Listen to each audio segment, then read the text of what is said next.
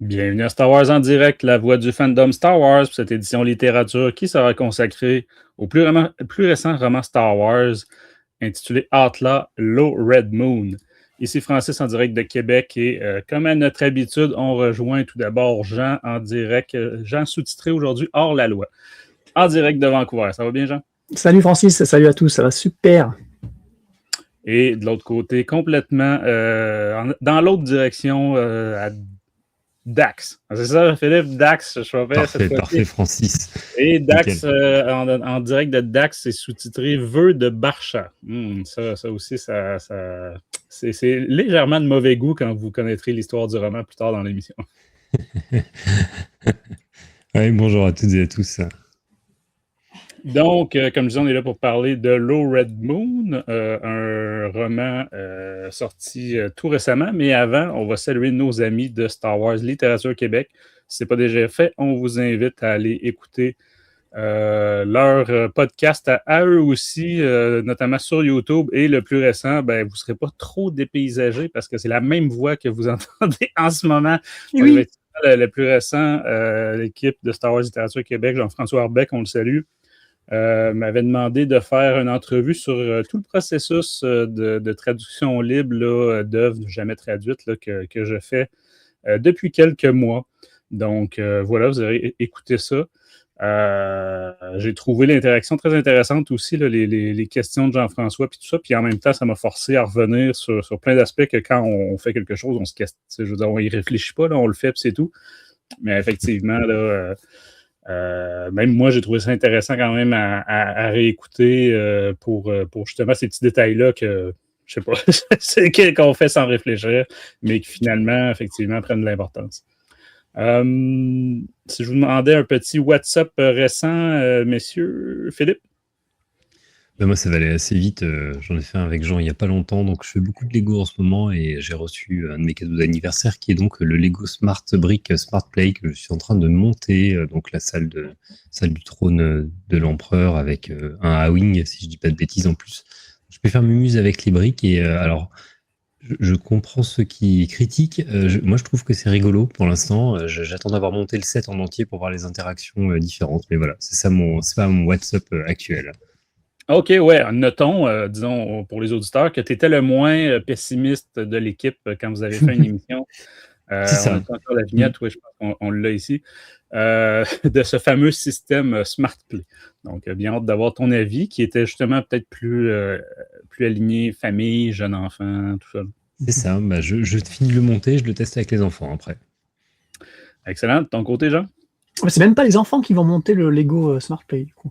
Non, c'est moi le grand enfant, ouais. Ça va pas, quoi. Et que je te trouvais très positif, même de tout le Lego game, de youtubeurs Lego de France et même d'ici. Ils sont tous unanimes sur le fait que ça va se planter, mais bon, on verra bien. On attend en tout cas une émission Star Wars en direct sur le sujet. Nous, WhatsApp. Alors WhatsApp, qu'est-ce que tu veux que je te dise? Tu veux quoi comme WhatsApp là? J'allais dire du Lego aussi, mais c'est pas du Lego Star Wars. Star Wars, Jean. Star Wars. Allez, je t'en prends un pif. Alors, j'ai lu le roman Red Low Moon pour préparer l'émission de ce soir. C'est bon, ça? Non, voilà. Sinon, à part ça, moi, je vais continuer de parler de ces mini audiobooks exclusives Audible. Ouais. Encore, tu vas me dire encore? Mais oui, parce qu'il en sort tout le temps, Francis. Il en sort tout le temps. Alors là, j'en ai écouté un petit qui s'appelle Chewie and the Porg, qui dure 6 minutes. Et ouais, qui, j'ai l'album à la maison, celui-là. Ah voilà, ah, c'est tiré, d'accord, ok. C'est une adaptation audiobook donc d'un livre pour enfants, très très sympathique, voilà, que Chewie qui arrive sur Acto et qui fait muse avec des porgs, mais dans une aventure cette fois inédite, qui ne va pas adapter une partie du film comme c'était le cas pour la dernière fois. Non. Et j'en ai eu un autre qui c'était Han and Chewie Returns, lui qui dure 5 minutes, là qui reprend carrément le passage du film où Han and Chewie return, c'est que voilà, Han dit voilà, we are home et tout ça, quoi. Donc ça c'était vraiment un extrait du film, c'est vraiment bizarre. Et on en a eu encore, alors là c'est plus intéressant, je dirais. C'est un audiobook, encore une fois sur Audible, exclusif, qui dure 1 heure, pas plus d'1 heure même, qui s'appelle Mission Stories Obi-Wan and Anakin, et qui est écrit par Karen Scott.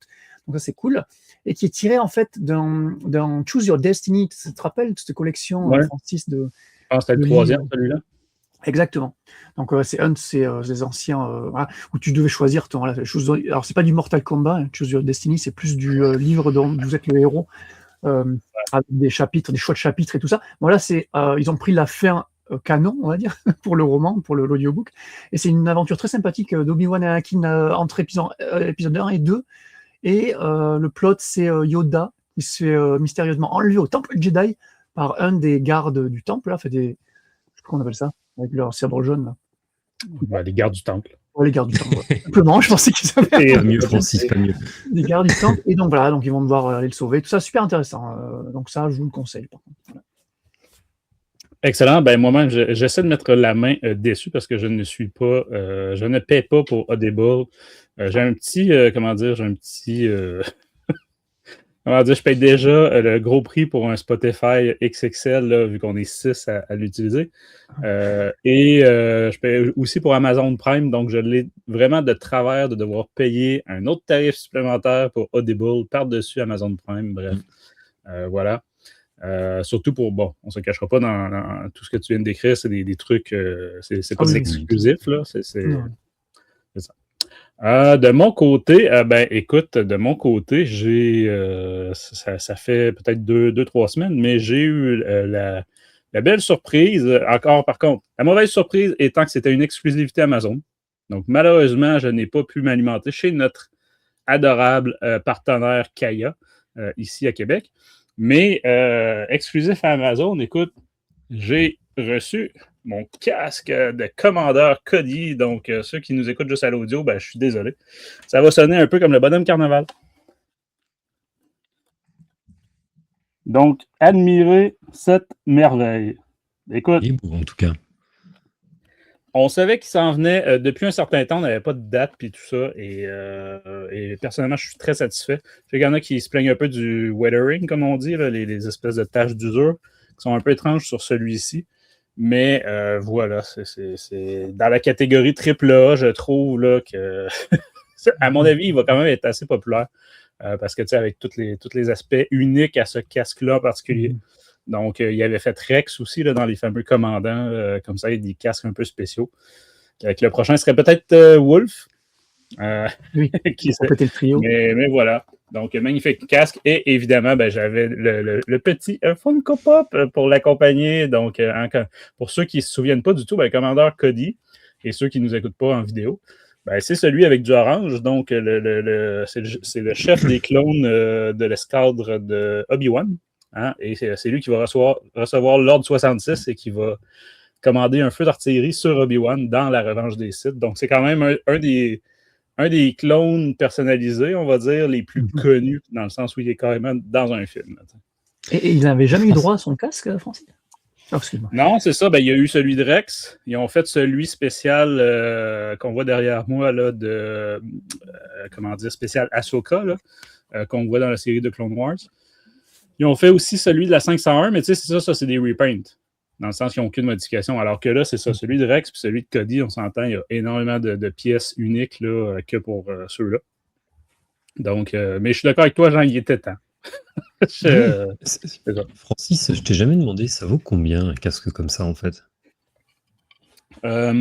Ici, c'est aux environs de 170 peut-être, quelque chose comme ça. Les prix varient un peu parce que essentiellement, ça suit le prix le taux de change avec le dollar américain. Donc, ça a tendance à varier. C'est sûr qu'il y a eu des casques un peu plus onéreux. Je pense à celui du Mandalorian qui a un fini vraiment pas chromé, là, mais quand même très, très métallique, assez réussi. Donc, lui, était un peu plus coûteux. Mais ouais, c'est ça. D'habitude, on est dans ces environs-là.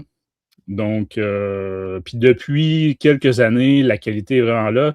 Donc, si vous rachetez à ces prix-là, par contre, les modèles des premières années, là, comme le Stormtrooper original, ou même le casque de pilote de X-Wing original, disons que c'est pas le même niveau. Là, puis pourtant, on est dans les mêmes prix. Donc, disons que vous cherchez un cadeau, par exemple, à faire à un ado ou quelque chose, ça demande une belle pièce de collection. On ne se le cachera pas. Là. On voit souvent ça aussi comme décor de YouTubers ou justement de chambres, de bureaux aussi. Là. Puis des fois, dans des sujets, là, des fois, je suis surpris de voir par exemple, des analystes financiers à la télé, que là, tout est derrière, tu reconnais, le casque de Bo-Katan. Fait que c'est ça. Ça demeure quand même une belle pièce de décoration. Et donc ce soir, tu as choisi le t-shirt Star Wars en direct pour aller avec le casque. Avec le casque de Cody, oui. Exactement. De Cody. Voilà. Exactement. Ah là là, magnifique. Photo. T-shirt qui, en plus, est d'autant plus exclusif qu'on ne peut plus avoir cette couleur-là, je crois, sur notre site. Mais c'est une belle transition pour plugger le site, justement, Jean. Donc, on vous invite à aller sur Redbubble si vous voulez encourager le podcast. Pour rappel, tout cet abus non lucratif. Donc, c'est juste histoire de financer le coût des serveurs et compagnie. Parce que ce n'est pas gratuit héberger toutes nos chères émissions. Fait que si vous aimez ce que vous entendez et nos fines analyses, s'il vous plaît, allez nous encourager. On rappelle en même temps, tant qu'à faire, les pouces, les abonnements et compagnie, les partages sur YouTube et bien sûr les commentaires sur l'émission de ce soir. Donc, Jean, avant de passer en hyperespace, qu'est-ce qu'on avait récemment pour les auditeurs? Ouais, récemment, du plus récent au plus ancien. En littérature, nous avons fait la critique de 2 adaptations comics d'un film et d'une série, de l'épisode 9 et de Ahsoka saison 1. Voilà, bien sympathique comme critique aussi. Dernièrement sorti chez Panini, enfin en tout cas pour l'ascension de Skywalker, Ahsoka, ça faisait un petit moment, c'était en décembre, je crois que c'était sorti. Ouais, fin novembre, début décembre, mais c'est ça, on attendait d'avoir les deux vu que c'est 2 adaptations. Ensuite, nous avons une interview de notre ami Sylvain de Michael Place. Je sais pas à l'anglaise, mais c'est Michael Place, je pense. Donc le réalisateur du fun film Star Tours Last Launch. Voilà. Oui, et on a la réponse à ta question. À la dernière émission, tu te demandais si c'était plus documentaire ou fiction. Donc, c'est vraiment une fanfiction qui sort bientôt. Donc, personnellement, j'ai trouvé l'émission très intéressante et j'ai bien hâte de voir le film. Excellent. Et en actualité, Star Wars en direct, donc un petit quoi de neuf sur l'analyse de la dernière annonce de The Mandalorian et Grogu. Voilà. Ouais, et les Lego Star Wars aussi. Et les Lego Star Wars liés au film. Exactement. Voilà, messieurs, on passe en hyperespace. Allez, on est parti. Oh crap! Prepare to jump into hyperspace on my mark. All right, stand by.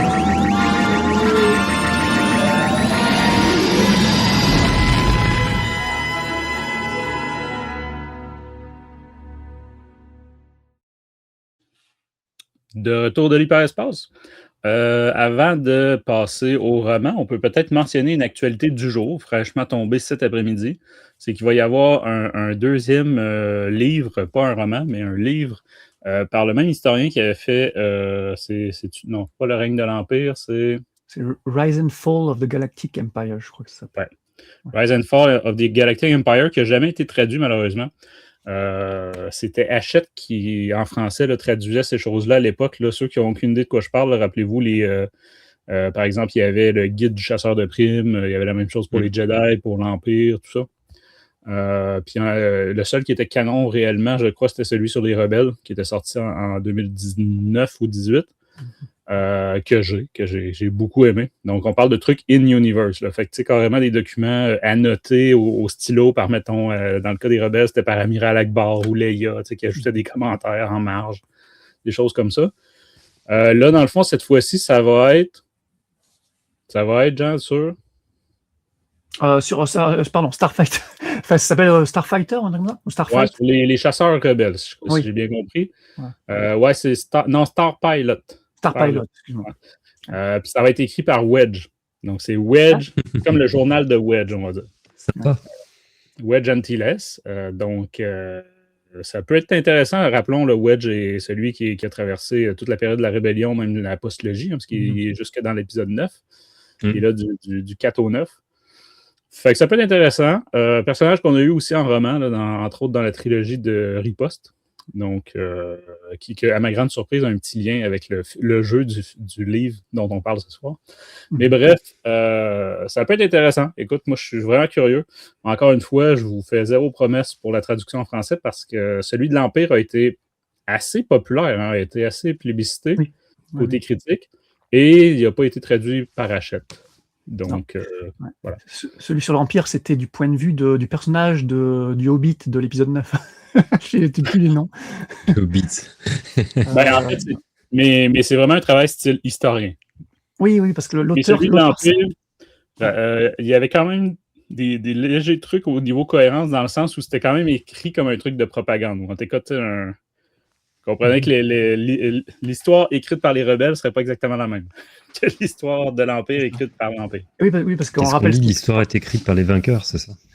C'est ça. C'était un personnage donc, qui faisait partie de la résistance, et c'était il avait un nom francophone, enfin, il sonnait français. Beaulieu, peut-être? Non, c'est pas Beaulieu ou quelque chose. Ça, je me souviens pas. Je sais plus. En tout cas, c'est le même auteur, tu disais, c'est un docteur, donc vu que c'est un historien, tu sais, il s'appelle Chris Camchill, l'auteur de ce bouquin-là, qui avait fait l'Empire et qui va faire donc Star Pilot. Voilà, donc c'était la petite actualité du jour. C'est prévu pour le 6 octobre, je crois, la sortie de ça en anglais. Donc, on aura l'occasion d'en reparler. On n'a même pas de couverture encore. Non, c'est toute fraîche. C'est ça. Donc, écoute, on va y aller avec le synopsis de l'éditeur, puis on va laisser Philippe prendre un grand respire parce que vous allez voir, le synopsis est interminable. Mais on a eu beau essayer de regarder qu'est-ce qu'on pouvait couper, là, c'était difficile. Mais pendant que tu prends un grand respire, Philippe, je voudrais peut-être mentionner, notre politique spoilers du jour, qui doit être un peu exceptionnelle dans le sens où, là, oui, on traite d'un roman sorti puis lié à un jeu vidéo.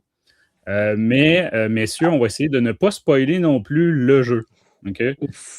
Donc, parce que, par exemple, moi-même, je fais partie de ceux qui ont lu le roman sans avoir joué au jeu, ou à peine. J'avais commencé le jeu, mais pas plus que ça. Donc, je ne connaissais pas la finalité, et c'est après avoir lu le roman que là, je suis allé me taper la totalité des cinématiques sur YouTube. Vous allez voir, c'est disponible autant en anglais qu'en français. Ça dure environ 2 heures. Mais c'est ça, il y a quand même des spoils. Fait qu'on va essayer de ne pas spoiler ni le jeu, ni le roman, puis on se lâchera là en partie spoilers. Donc, Philippe, quel est ce fameux synopsis interminable? Bon, vous êtes prêts alors, parce qu'en plus, il faut que je le modifie en le lisant, parce que la traduction d'Amazon n'est pas folle. ND5 et Jalen Vrax se lancent dans une descente aux enfers dans la galaxie à la recherche de réponses et d'opportunités dans cette préquelle essentielle du jeu vidéo Star Wars Outlaws. Jalen Barsha, héritier de l'immense pouvoir et de la richesse de sa famille, avait vu sa vie tracée avec soin et minutie par ses parents. Même s'il soupçonnait que son demi-frère Sliro, négligé, serait plus à même de s'adapter à l'avenir prometteur qu'ils imaginaient au sein de l'entreprise. Puis l'Empire a tout dépouillé sur de fausses accusations de complot contre sa famille. Avant qu'il puisse contacter Sliro pour obtenir de l'aide afin de restaurer le nom Barsha, un droïde de combat arrive au domaine familial avec pour mission d'éliminer jusqu'au dernier membre du clan Barsha. Jalen parvient à repousser l'attaque, seul survivant, mais réalise que le droïde qu'il reprogramme est sa seule chance de survivre. Mais il ne peut plus être Jalen Barsha, il doit désormais vivre sous le nom de Jalen Vrax. L'ancien droïde de combat séparatiste ND5 sait qu'il devrait être de la ferraille tout bien considéré. Il a contribué avec brio à la cause séparatiste. Mais que serait un soldat sans guerre, une gâchette sans but?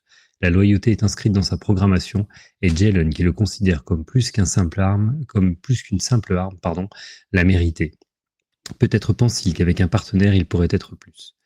ND5 doit simplement gagner la confiance de Jalen. Alors que la menace qui pèse sur le clan Barsha demeure mystérieuse, le duo n'a d'autre choix que de profiter du chaos et de disparaître.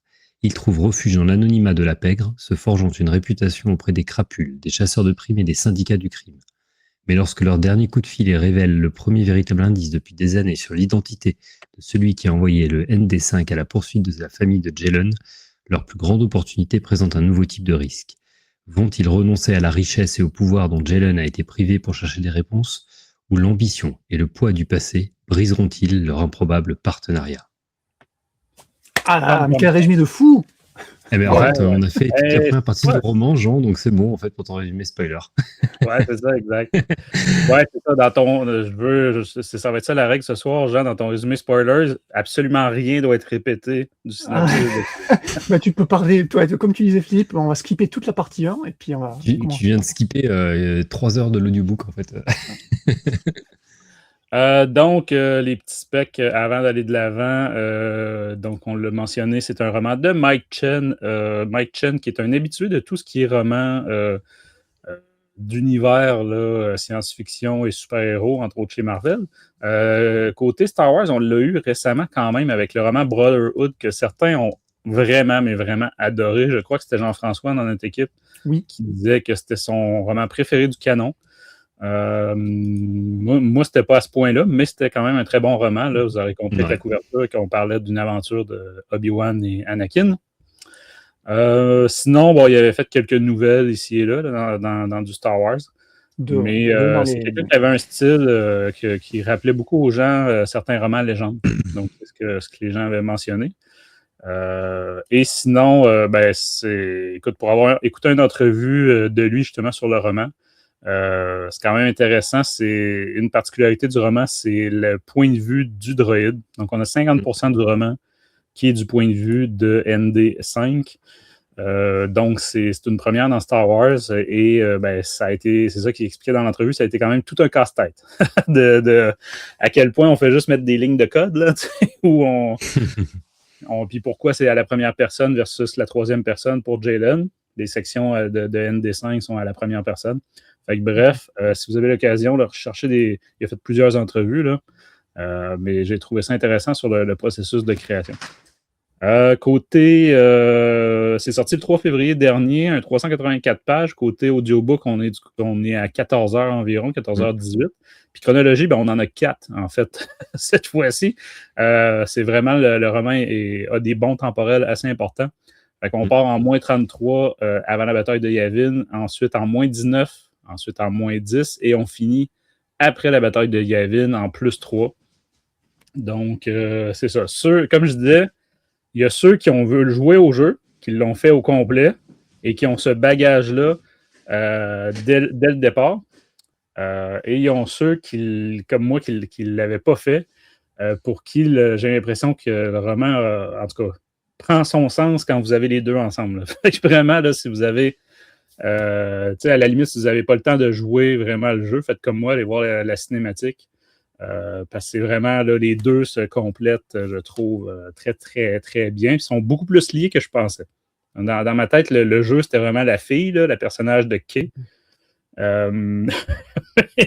Au vu des cinématiques, je me suis aperçu à quel point le roman était lié au jeu.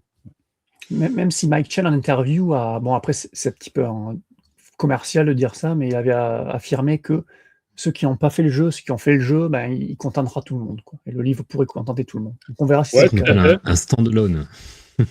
Oui, on en parlera quand on donnera nos avis. Sinon, je voulais mentionner, j'ai montré quelques images pendant le synopsis, mais il y a une édition spéciale, une variante qui était disponible en Angleterre, au Royaume-Uni, chez Inkstone. Malheureusement, elle est déjà plus disponible. C'est complètement backorder. Donc, c'était vraiment très, très joli comme édition. Fait que c'est malheureux. Puis tantôt, Jean, en off, tu nous disais que tu penses qu'on voit un personnage qui spoil, mais je pense pas. En fait, je pense que c'est le troisième personnage. La fille dans le bas est censée représenter l'Aube écarlate. Donc, Kira, probablement. D'accord. Voilà. T'as spoilé le personnage. Non, mais dans le jeu, c'est ça. Là. C'est soit tu traites avec, avec les Hoth, soit avec l'Aube écarlate, ou soit avec les Pikes. Donc, c'est les trois. Je t'en parlerai un petit peu sur le côté, là.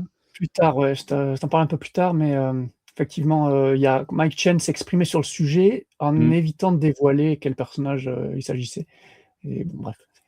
Ok, Francis n'est pas Mike Chen. Non, puis peut-être que c'est moi qui n'ai pas suivi, là, parce que j'ai pas l'impression de spoiler quoi que ce soit. Fait que c'est peut-être moi qui n'ai pas compris quelque chose dans le roman. C'est pas grave. Donc, excellent. Puis, Jean, tu voulais nous parler les deux voix aussi pour les deux personnages? Oui, petite particularité de ce roman-là. On a deux narrateurs. Parce que vous verrez, tu l'as dit, le roman est scindé en deux parties. Tu as la partie Jalen et tu as la partie ND5. Et donc, c'est Jay Rincon qui est déjà le voice actor. Alors, attends, c'est lequel? C'est celui-là, Jay Rincon. Voilà. On a le petit portrait. Qui, lui, donc, sa voix droïde, déjà dans le jeu, Outlaws. Donc là, il prend son rôle dans l'audiobook, c'est très, très cool. Et Eric Johnson, qui est donc aussi le voice actor de Jalen Vrax dans le jeu, là, fait à la fois la voix dans l'audiobook, mais aussi a fait la motion capture du personnage pour le jeu. Contrairement à Jay Rincon, qui, lui, n'a fait que sa voix. Donc voilà, donc ça, c'est très, très cool. Disons qu'il y a quand même le look. Ouais, on voit que ça sont quand même beaucoup inspirés de lui. Là. Oui, oui, oui. Et je sais pas si vous, enfin, en tout cas pour l'un peut-être, mais comment il s'appelle? Jay Lincoln, lui, il a fait quasiment que des voix dans pas mal de jeux vidéo, dans genre Stellar Blade pour les gamers, Horizon Forbidden West, Robocop, Rock City, Dying Light 2, tout ça. Donc ça, c'est des gros jeux quand même que les gamers connaîtront. Quelques petits rôles ici et là dans les films et séries, mais rien de très notable. Par contre, Eric Johnson, pour les plus vieux d'entre nous qui regardaient Smallville à l'époque, il doit vous dire quelque chose. Parce que c'est lui qui jouait le footballeur, la Whitney Fordman, le footballeur de l'équipe de Smallville, qui sortait avec Lana pendant un petit moment et qui énervait Clark, justement. Bref, fan de Smallville. Et lui, c'est un acteur canadien d'ailleurs, il est d'Edmonton, Francis.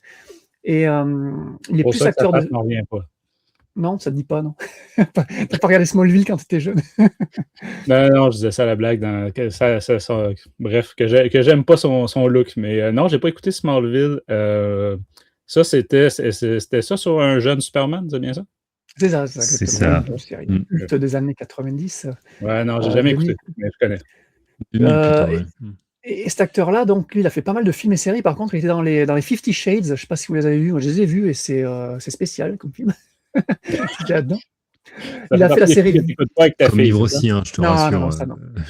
Comme livre aussi. Ah ouais, parce que Philippe a aussi lu les livres, donc ouais, t'es allé jusque-là. Au moins, quand tu découvres une œuvre, un univers, tu le fais tout. La totale. Ouais. Non, il a aussi joué dans la série Vikings. Alors ça, je sais pas trop, j'ai pas trop vu. Il est aussi dans la série canadienne Saint-Pierre. Je sais pas si tu en as entendu parler là aussi, Francis, qui sort en ce moment. Et dans les jeux vidéo, il a fait des doublages pour Splinter Cell Blacklist et Assassin's Creed Valhalla, donc des jeux Ubisoft également. Et voilà, pour leur CV. Fait que c'est quand même pas des nobody. Non, mais par contre, c'est leur première narration d'audiobook pour les deux. Excellent. Écoute, on peut peut-être mentionner ici, là, il y a, ça a même créé un petit débat, si on peut dire, gentil dans nos fils de discussion sur la qualité de l'audiobook, justement, parce que j'ai moi-même expérimenté des problèmes que je me disais, bon, au début, tu te dis, c'est-tu mes écouteurs, c'est-tu ma connexion, c'est quoi, ça? Mais non, finalement, c'est répandu. Fait que je ne sais pas si c'est la version Spotify. Jean, je sais que tu as cherché un peu la question, là, mais il semble y avoir beaucoup de personnes là, qui avaient les mêmes enjeux.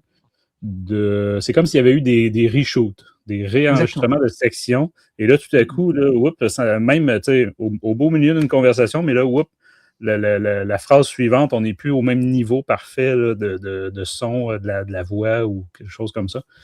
Je ne sais pas pourquoi, juste dans la version Spotify, ou en tout cas pas dans toutes les versions. C'est étrange. Il n'y a pas eu d'annonce officielle, mais Philippe, je crois pas que tu aies eu de problème, c'est ça? Non, j'ai cherché, je suis allé là où notre leader suprême nous a indiqué en fait avoir eu ces problèmes, et moi j'ai pas expérimenté ça sur Audible en tout cas. Pareil, ici Audible Canada, on n'a pas eu ce problème, mais comme tu dis Francis, il y a eu des fils Reddit qui discutaient de ça, il y en a qui ont eu ce problème, et apparemment c'est un problème qui a été rapidement corrigé aussi, donc peut-être que vous êtes tombé sur les premières versions et nous pas les... Mais c'est exactement ce que tu dis, hein, Francis, apparemment c'était ça, c'était genre des plages de son qui, pour une même voix, un même personnage, étaient variées, comme si le micro était différent, comme si... je sais pas. Ouais, c'est ça, à plusieurs moments du roman, puis jusqu'à la fin, là, je pense que dans l'avant-dernier chapitre, peut-être même le dernier avant l'épilogue, il y en a encore un.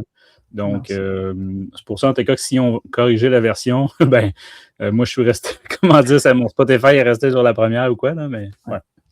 Surprenant. Bref, écoute, c'est minime et on se le cachera pas, la majorité des gens vont le lire à l'écrit, donc ça n'a vraiment pas un problème. Sinon, pour le reste, c'était la qualité habituelle des audiobooks Star Wars, hein, avec la musique, les effets sonores, tout ça. Là, fait que ça demeure du triple A pour des audiobooks. Tiens, aussi pour la cover, je ne sais pas si tu avais prévu d'en parler, Matt Taylor.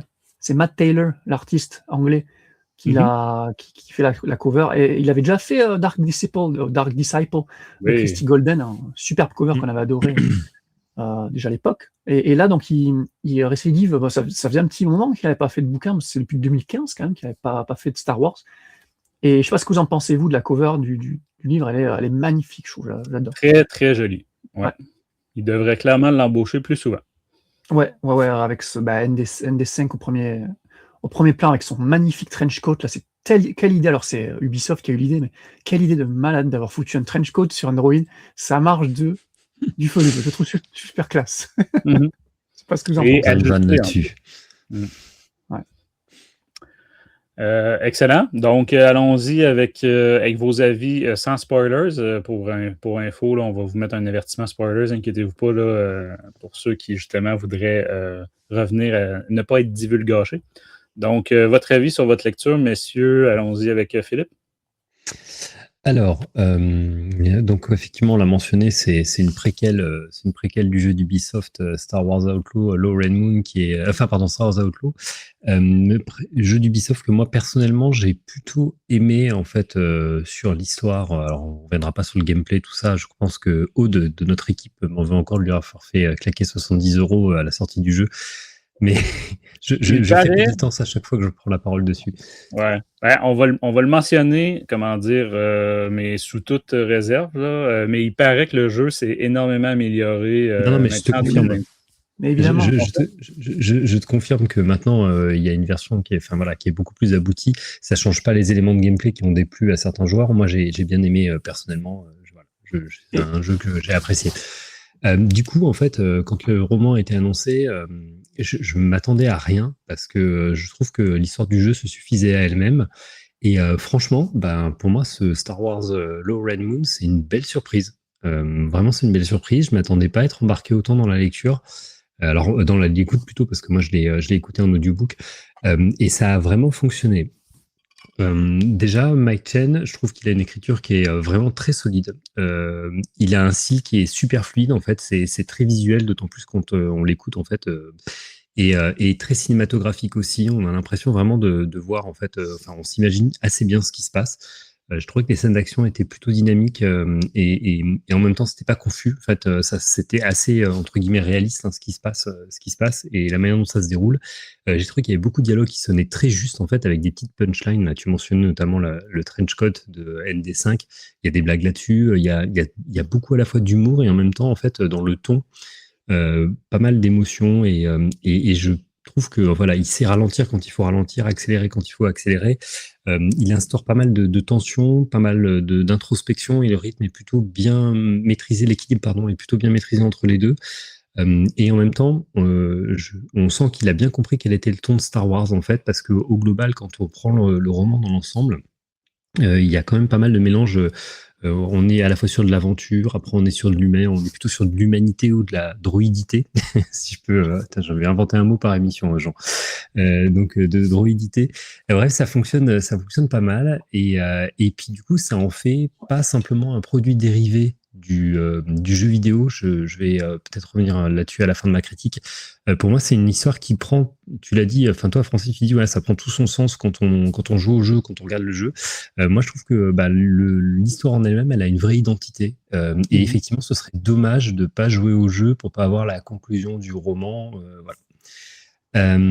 L'audiobook, pour moi c'est une réussite, j'ai pas eu de problème. Effectivement, on est dans les productions classiques d'audiobook, c'est immersif, voilà, on est dedans, il y a des musiques bien connues, voilà. Et les acteurs, en fait, je les ai trouvés très bons, mais on l'a dit, c'est pas des newbies, ils ont l'habitude de faire du doublage et je trouve que les deux voix, en fait, ça fonctionne très très bien. Voilà, donc si vous aimez consommer du Star Wars en audiobook, vous allez aimer cet audiobook. Vous pouvez y aller en toute confiance. En tout cas, sur Audible, on n'a pas eu de problème. Donc voilà. Alors sur le fond en fait du bouquin, moi, ce qui m'a particulièrement plu, forcément, c'est alors, c'est la relation entre les persos, bien sûr. On est sur un roman qui prend son temps quand même. On n'est pas sur un truc en fait où ça tire dans tous les sens, même s'il y a quelques passages plutôt bien sympathiques. On n'est pas non plus dans une grande fresque galactique. Là, c'est vraiment quelque chose de plus resserré quand même.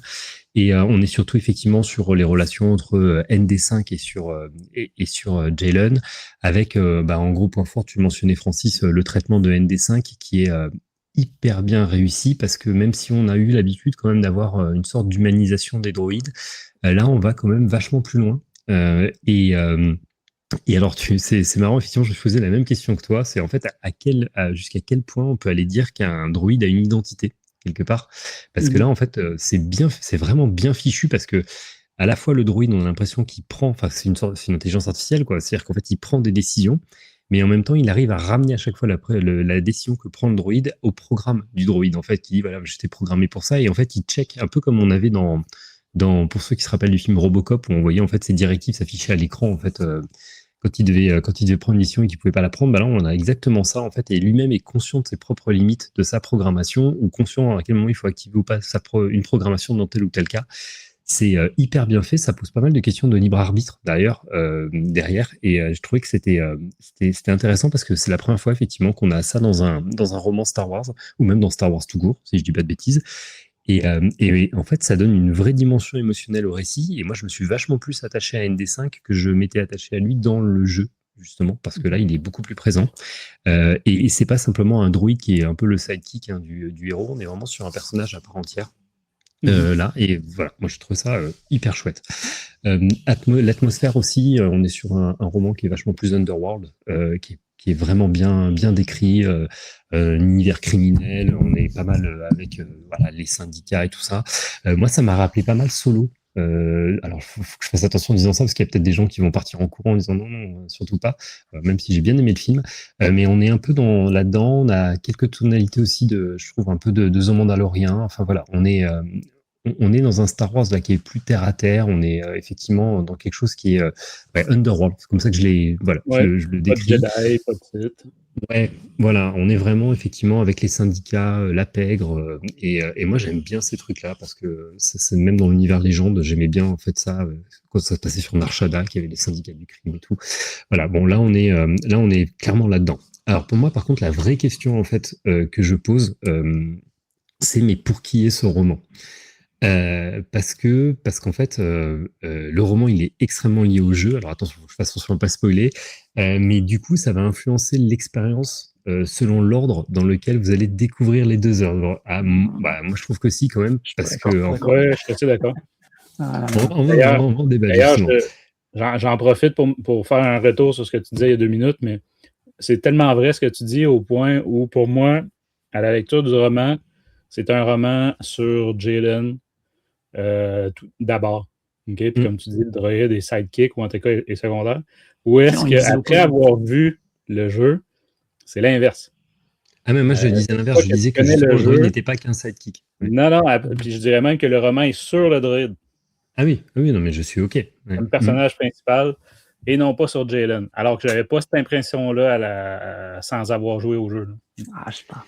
C'est un roman c'est l'histoire de Jaylen, mais pour moi, effectivement, le droïde en fait prend une place extrêmement importante. Tu as dit 50% des passages avec le droïde. C'est un personnage à part entière. Pour moi, c'est 50-50. Il n'y en a pas un plus important que l'autre, quoi. Donc, je reprends sur effectivement ce que je disais pour faire hurler les gens. Je pose la question effectivement de savoir pour qui est le roman, parce que je me suis mis à la place de quelqu'un qui n'avait pas joué au jeu et de quelqu'un qui en fait comme moi, c'est se mettre à ma place, c'est qui a joué au jeu en fait et qui découvre le truc. Et en fait le ressenti sera pas le même parce qu'en fait il y a des éléments dans le roman qui peuvent modifier clairement la manière dont tu vas vivre en fait l'intrigue du jeu, et notamment en fait les grosses révélations de la dernier tiers du jeu. En fait clairement le roman spoil en fait le jeu, et en même temps le jeu spoil le roman. Donc c'est compliqué parce que du coup, en fonction en fait de ce votre niveau de connaissance, ça peut réduire en fait une partie de la tension narrative du roman ou de la tension narrative du jeu, puisqu'on connaît le dénouement en fait de certains des personnages. Pour autant, ça rend pas le livre qui est moins bon. Mais par contre, ça pose la question quand même de la stratégie quand on fait un truc transmédia en fait et qu'on va écrire une préquelle. Enfin bon, c'est un peu comme se poser la question de savoir dans quel ordre je dois regarder les trilogies de Star Wars, mais voilà. Alors après, et quand je reviens sur la question pour qui est le roman, est-ce que c'est une porte d'entrée vers le jeu ou un approfondissement pour les joueurs? Voilà, il faut se poser la question. Ou alors simplement, les 2 œuvres sont amenées à fonctionner en parallèle. Voilà. Ouais. C'est ça qui est beau. On a eu la même chose. Vas-y. Ouais, je disais, on a eu la même chose avec la Bad Batch l'été dernier. Un roman lié à Bad Batch. Est-ce qu'il fallait être fan de la série pour apprécier le roman et vice-versa, à quel point le roman était une plus-value pour la série. Évidemment qu'on n'y échappe pas quand on tag un roman comme ça sur un jeu. Là, pour le roman, le logo du jeu est proéminent. Mais en fait, tu as clairement la conclusion du roman dans le jeu, en fait. Donc, c'est... Ouais. Oui, ça, on y reviendra par sur la trame principale. Ouais, exactement. Globalement, en fait, globalement et pour terminer, moi j'ai trouvé que le roman, donc, il tient suffisamment bien debout, même très bien debout pour être apprécié pour lui-même, en fait. Et surtout, en fait, indépendamment de certains éléments clés de l'histoire, il y a comme une vraie nuance, en fait, et de la profondeur psychologique qui sont apportées, en fait, à la fois au personnage de Jalen, qui est un peu plus en retrait dans le jeu, et puis de ND5. Donc rien que pour ça, en fait, c'est un éclairage en plus qui est très intéressant. Ça sera pas un roman révolutionnaire dans la saga Star Wars, loin de là. On n'est pas sur un truc en fait qui va bouleverser l'univers. Par contre, pour moi, c'est un très bon roman Star Wars en fait, et pas juste un produit d'accompagnement. Donc voilà, moi j'ai vraiment aimé la lecture. Je l'ai écouté 2 fois. Voilà, j'ai fait une Jean. Je suis allé l'écouter 2 fois parce qu'on avait le temps, et j'ai vraiment apprécié l'œuvre. Voilà. Excellent. De ton côté, là? Je voulais vous demander, vous ne pensez pas justement que Mike Chen a réussi le mix parfait pour ce qu'il avait annoncé, en fait, pour contenter tout le monde, en fait, non? Parce que vous avez fait le jeu, enfin, ça, on a 3 profils différents, parce que tu en as un qui a fait le jeu, un qui a regardé juste les cinématiques et l'autre qui a rien fait du tout. Et j'ai l'impression Alors, que, enfin, on verra l'avis de Francis, mais moi perso, c'est pareil. Oui. pardon, vas-y. Je veux juste dire que si j'avais pas, si le roman n'avait pas été aussi bien écrit, en fait, j'aurais eu rien à faire de l'histoire principale parce que je sais comment ça finit. Mm. Donc en fait, c'est pas ça qui m'a accroché parce que je savais en fait où allait aller Jalen, etc. Donc Mhm. Là, je suis pas sûr d'avoir suivi. Jean, qui a pas fait du tout le jeu, là? OK. Fait que toi, t'as pas vu les cinématiques, t'as pas fait le jeu. Non, Ok. non, je dis le jeu, il est là, il est dans sa encore scellé dans sa boîte, dans son plastique. Ah, Parce que la... c'est des jeux de gens. de collectionneur. Non, Les jeux, non, c'est pas pour jouer, genre. Non, c'est parce que la PlayStation 5 est encore très chère et moi j'attends une baisse de prix qui n'arrivera jamais, donc j'y jouerai peut-être jamais à ce jeu-là. À la prochaine génération de consoles. Voilà, la PS6, voilà, en mode rétro gaming, voilà. Mais voilà, bref. C'est ça. Non, c'est pas une question de collectionner pour pas y jouer. On y joue au jeu qu'on Non. achète, mais c'est Pour c'est là qu'on répondre à ta a question, oui, je pense que c'est vraiment mission accomplie pour Mike Chen, genre. Dans le sens que oui, je pense qu'il va avoir réussi à contenter tout le monde. Je pense pas que personne va détester ce roman-là. Et pas besoin d'avoir joué au jeu pour l'apprécier. Mais il faut avouer que c'est ça. On en parlera plus en partie spoilers, hein, mais comme Philippe dit, l'appréciation, surtout de la fin du roman, va être très différente pour ceux qui ont fait le jeu ou pas. Ouais. Et pour rebondir sur ce que tu dis sur Brotherhood, je trouve que c'est assez différent de Brotherhood, justement, où là, si t'es vraiment pas fan de la série, t'auras quand même du mal à accrocher au roman, quoi, non? C'est un peu la conclusion qu'on avait. De Clone Wars?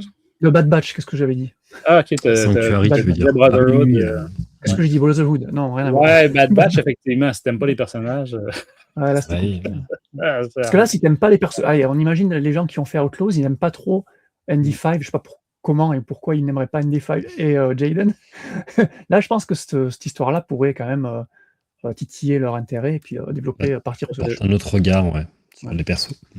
En tout cas, je me rappelle de Mike Chen, je sais pas si tu te rappelles de cette annonce-là, comment il s'appelle Mike Chen avait annoncé que son roman, alors moi j'avais compris, Francis, que son roman allait être du point de vue du droïde, et que ça allait être une première dans Star Wars, parce que c'était un roman, et donc j'étais... Alors, moi aussi, j'étais surpris, comme toi. Voilà. Parce que je pensais que ça allait être 100% Android, et là, le fait que le bouquin se sépare en deux, je me suis dit, allez, on va encore nous le vendre comme on nous avait vendu The Acolyte l'année dernière, ou Master of Evil l'année dernière, ou même The Last Order, les 3 derniers romans l'année dernière, on nous a vendus d'une certaine manière, et au final, déçu. Petite fausse représentation. Là. Ouais. Voilà, et là, j'ai eu peur. J'ai dit, c'est pas que du droïde, et on se rappelle d'ailleurs, alors c'est vrai que c'est une première 50-50, mais il y avait dans le roman comment il s'appelle, de Mace Windu, Glass Abyss, il y avait des passages, alors c'est juste les chapitres, c'est pas tout le roman, mais il y avait beaucoup de chapitres du point de vue de la droïde Maya, quelque chose là. Bref, et pour vous dire même plus, donc c'est dire si ce roman-là était disons que c'est... Voilà, en quantité, disons que oui, c'est le plus original de tous, on va dire. Et pour revenir sur ce que tu disais pour le côté spoiler et tout, c'est plus pour la blague ou quoi, parce que Mike Chen aussi, pendant sa promo, a révélé, donc elle nous a révélé qu'il avait fait appel à A.K. Johnston, l'autrice de 3 romans, enfin de plusieurs romans dans l'univers Star Wars, mais notamment la trilogie Queens, donc de Padmé Amidala, du roman Ahsoka et du roman Crimson Climb, le roman sur Kira. Et donc, sans nous dévoiler lequel personnage allait peut-être participer dans l'aventure ou allait apparaître, peut-être des personnages connus, Ouais, on ben avait là, le vu choix la entre ces 3. temporalité du jeu, on pouvait Voilà. quand même avoir Voilà. Parce que, quand bien même tu n'as pas joué au jeu, Jean, Oui, je oui. crois, je pense que tu sais quand même que c'est un jeu sur les syndicats du crime. Voilà. Mais quand tu t'appelles Outlaws hors la loi, donc effectivement, tu te doutes Et un d'autant peu. plus qu'on l'a Il y a voyé plus dans la de chances qu'on bande-annonce parle du de jeu. Kira que de En plus. Padmé. C'est... Voilà. Entre Padmé, Le voyez. Ahsoka ou Kira, bon, t'avais. Donc, effectivement, son apparition dans le bouquin n'a pas été la plus grande des surprises, mais on s'y attendait, mais c'est quand même cool de la voir quand même. Mais voilà, donc ça me fait rigoler, et c'est un petit clin d'œil à toi, Francis, qui adore A.K. Johnston, donc de savoir que Mike Chen a fait appel à elle. Je trouve ça très D'autant que. inquiétant, effectivement. Ouais, voilà. D'autant que Mike Chen aurait très bien pu se dérouler, on vous montrera dans la partie spoiler, il aurait très bien pu se dérouler sans elle, vu la présence de Kira dans ce roman-là, et il aurait pu tout faire appel à Charles Soule aussi, qui a beaucoup utilisé ce personnage, ou Exactement, même c'est au réalisateur. exactement ce que je me suis dit, parce que Ah, voilà. je pense que tu ne l'as pas tourné comme ça dans ta phrase, mais il a fait appel à Vas-y. A.K. Johnston pour savoir dans quel état d'esprit se trouvait Kira à ce moment-là, où elle en était dans sa transformation, on va dire. Alors que son roman, c'était vraiment là, à C'était pas chier. C'était un des pires romans du canon. Pas terrible. Et puis pas un tout petit roman, c'est un roman jeune adulte, là, mais en plus, c'est dans la catégorie des plus courts. Ou est-ce qu'à l'inverse, justement, Charles Soule ou d'autres, d'ailleurs, ont développé Kira dans les comics beaucoup plus, là, même que les gens s'en plaignaient, là, que pendant 1 an et demi, on avait énormément de Kira puis de l'Aube écarlate. Donc, même c'est pour ça que faire appel à A.K. Johnston comme si elle était la gardienne du temple de Kira, là. Ouais, Bon. En fait, pour expliquer un petit peu ce truc, je pense qu'en fait, vu que le roman Low Red Moon et Crimson Climb se déroulant à 3-4 années d'intervalle, je pense que l'état d'esprit de Kira à ce moment-là de sa vie est similaire, et donc il voulait avoir confirmation. Alors que Soule, on sait que ça se passe bien après, quand elle est C'est déjà vrai. à la tête de Crimson Climb. Bon, bref. C'est une conversation qu'on a pu avoir dans la partie spoiler, mais bon, c'est pas grave, donc on vous a spoilé cette partie-là. Ben là, apparemment, qu'ils ont la couverture, ou plutôt le revers, je pense. Ouais, c'est c'est ça. vrai. En tout cas, les pages, le côté des pages nous spoil ça. C'est pour ça. Non, mais C'est c'est déjà c'était dans la promo du jeu. Là, Oui, elle est dans Ouais. on la voit dans la bande-annonce. Donc, L'abondance du jeu, tu parles, Fris? ouais, il me semble bien. Ouais, il me Ah, semble bien qu'elle a été annoncée. On les voyait. Tu avais une bande-annonce par Syndicat du crime et sur celle, effectivement, de l'Aube écarlate. Ok.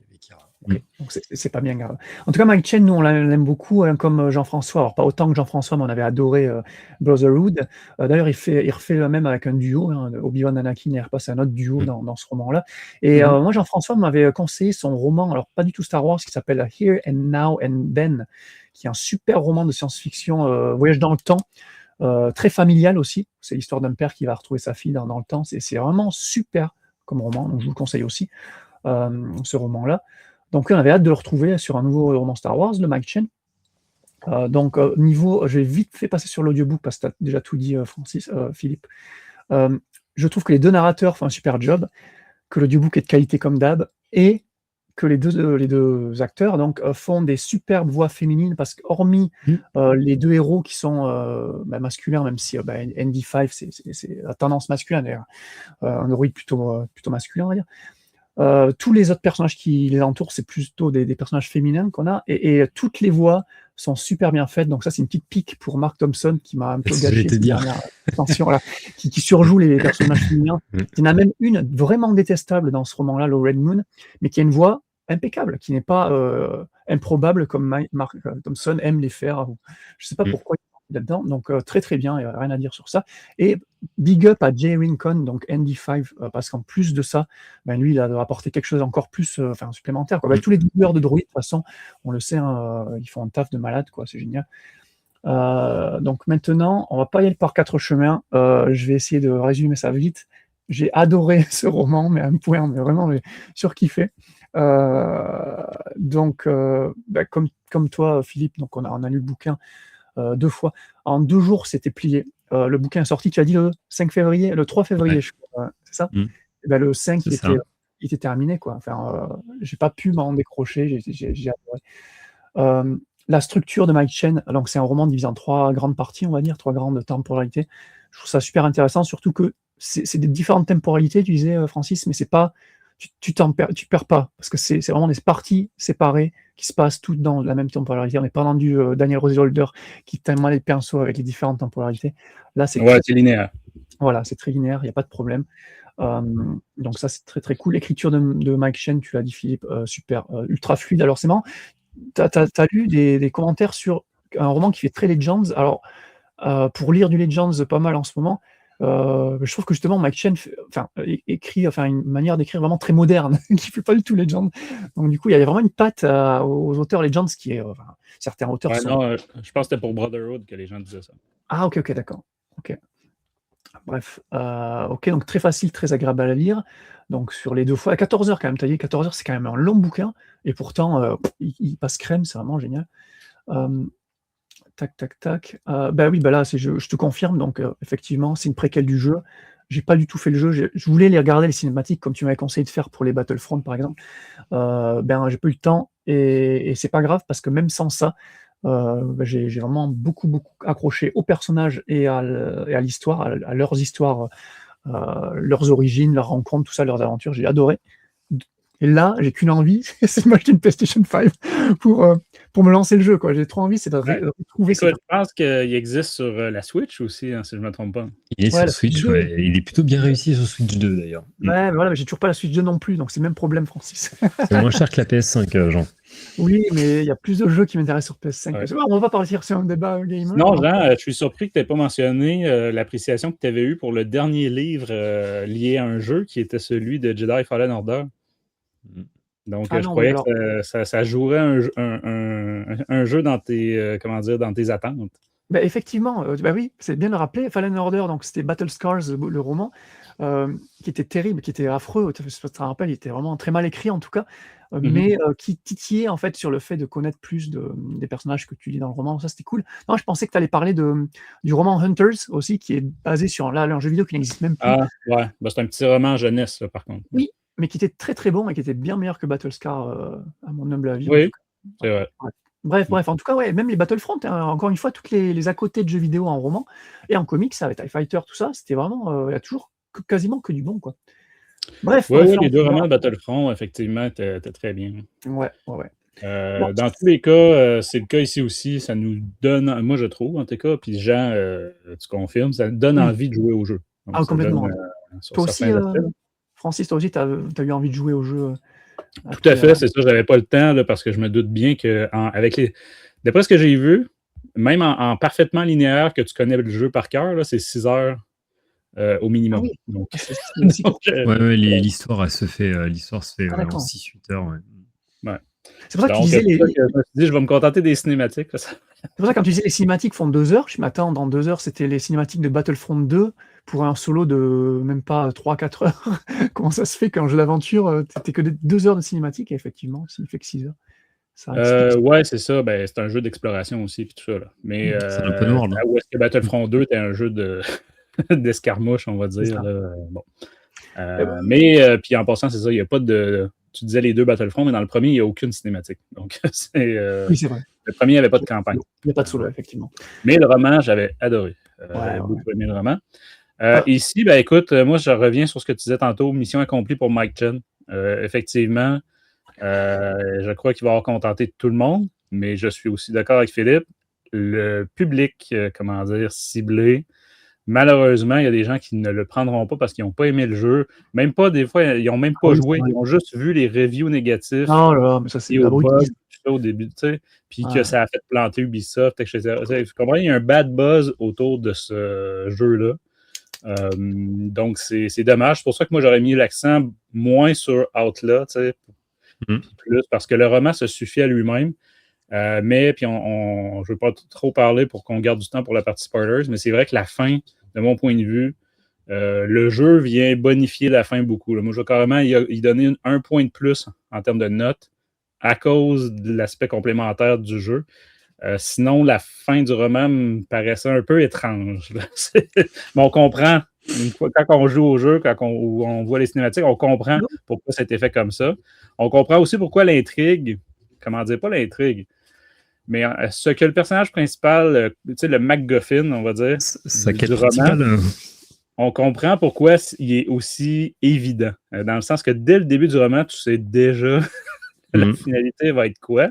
Ou, tu sais, mais bon, une fois que je veux dire, le jeu commence avec ce personnage-là. Donc, fait que le moindrement, tu as lancé le jeu, la cinématique de début, c'est le personnage du frère de Jalen. voyons. C'est Ouais, ça, donc c'est ça ça, ouais. commence. Là, et son nom est nommé dès le départ. Là, donc, il y a zéro spoil et zéro surprise là-dedans. Là.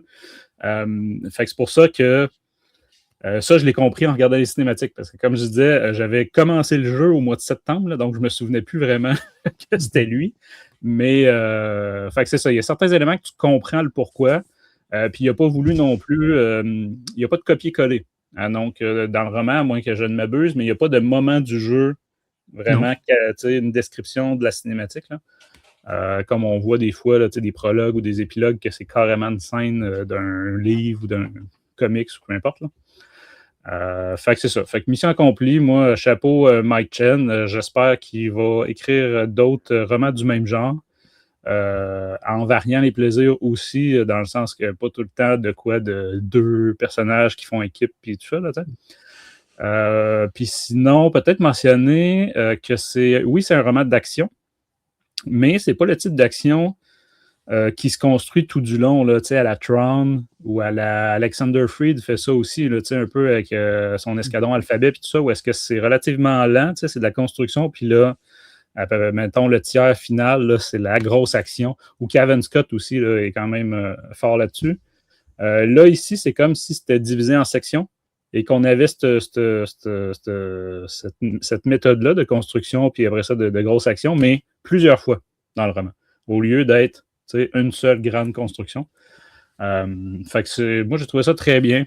Un roman que tu t'ennuies pas. Peut-être une mini-longueur là, vers les 2 tiers, quelque chose comme ça. Je ne l'ai pas mentionné, mais sur la fin, la troisième partie, sur la première lecture, la deuxième moins, mais ça tire un petit peu en longueur, je trouve. Ouais, c'est ça. À un moment, tu te dis, OK, on s'en va où avec tout ça, là, tu sais. Mais, fait que voilà. Fait que mission accomplie. Si je vous demandais, messieurs, de donner une note à votre lecture. C'est dur, j'ai réfléchi à ça. Moi, j'ai vraiment, vraiment aimé. En fait, j'avais mis 17 à Master of Evil. Je vais mettre un bon 16 sur 20 pour moi. C'est vraiment un titre que j'ai bien aimé. Ouais. Avant la note, j'ai envie de te faire une appréciation parce que tu m'as coupé dans mon élan, Francis. J'avais plein de trucs à dire, mais tu as eu raison parce que le temps défile, on n'a pas le temps.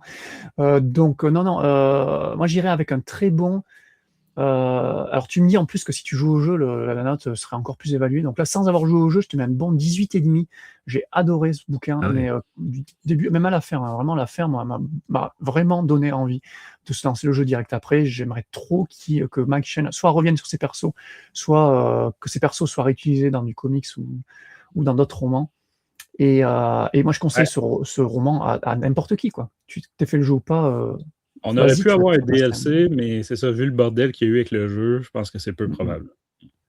Allez, j'enlève un point parce que c'est pour la blague à Francis. Il n'y a pas vraiment de romance. Alors, il n'y a même pas de romance crypto-gay droïde. J'ai pensé à toi, mais il y a une bromance. Oh non, mais j'ai pas du tout vu la bromance. Et encore, parce que j'ai travaillé droïde, je suis pas jusque-là. C'est pas trop mon délire. Donc, non, c'était parfait, même sans. Quoi. Donc, et pourtant, il y a plein de personnages féminins, on l'a dit, très intéressants. Donc. Ouais. Dont certains qu'on n'a pas nommés pour ne pas spoiler, mais ouais. Excellent. De mon côté, comme je disais, avec juste le roman, je m'enlignais pour lui donner un 70%. Et je vais monter à 75, un 15 sur 20. Parce que vraiment, l'imbrication entre le jeu et le livre sont excellents. En fait, c'est ça. On en vient même à trouver ça désolant, les gens qui vont lire que le livre, qui vont pas avoir l'histoire du jeu, dans le sens que je dis, OK, ouais, c'est ça. Parce qu'il y a quand même un retournement ou une bizarrerie à la fin du roman là, que tu comprends pas si tu n'as pas joué au jeu. Donc, voilà. Mais après, ce roman est censé être le préquel du jeu, donc tu dis bien que bah oui, le bouquin finit là, la suite sera dans le jeu. Quoi. Enfin, moi, ça m'a pas choqué plus que ça. Ouais, non, c'est. Puis, tu sais, comment dire, les gens demandent aussi des fois, là, on conseille lequel en premier. Bon, ben moi, c'est ça, de mon point de vue, je vais l'avoir pris, puis toi aussi, Jean, à l'envers. Dans le sens que pour moi, tout est fait tout le temps pour être consommé dans l'ordre de sortie. Le jeu est sorti en premier, le roman après. Donc, bon, c'est ça. Effectivement. Contrairement à une époque où, par exemple, pour un film, il nous sortait un livre préquel, mais en amont, plusieurs semaines, mois avant. Ce qu'ils font plus maintenant. Donc, voilà. Donc, messieurs, on remet un petit avertissement spoilers, puis on attaque les divulgateurs.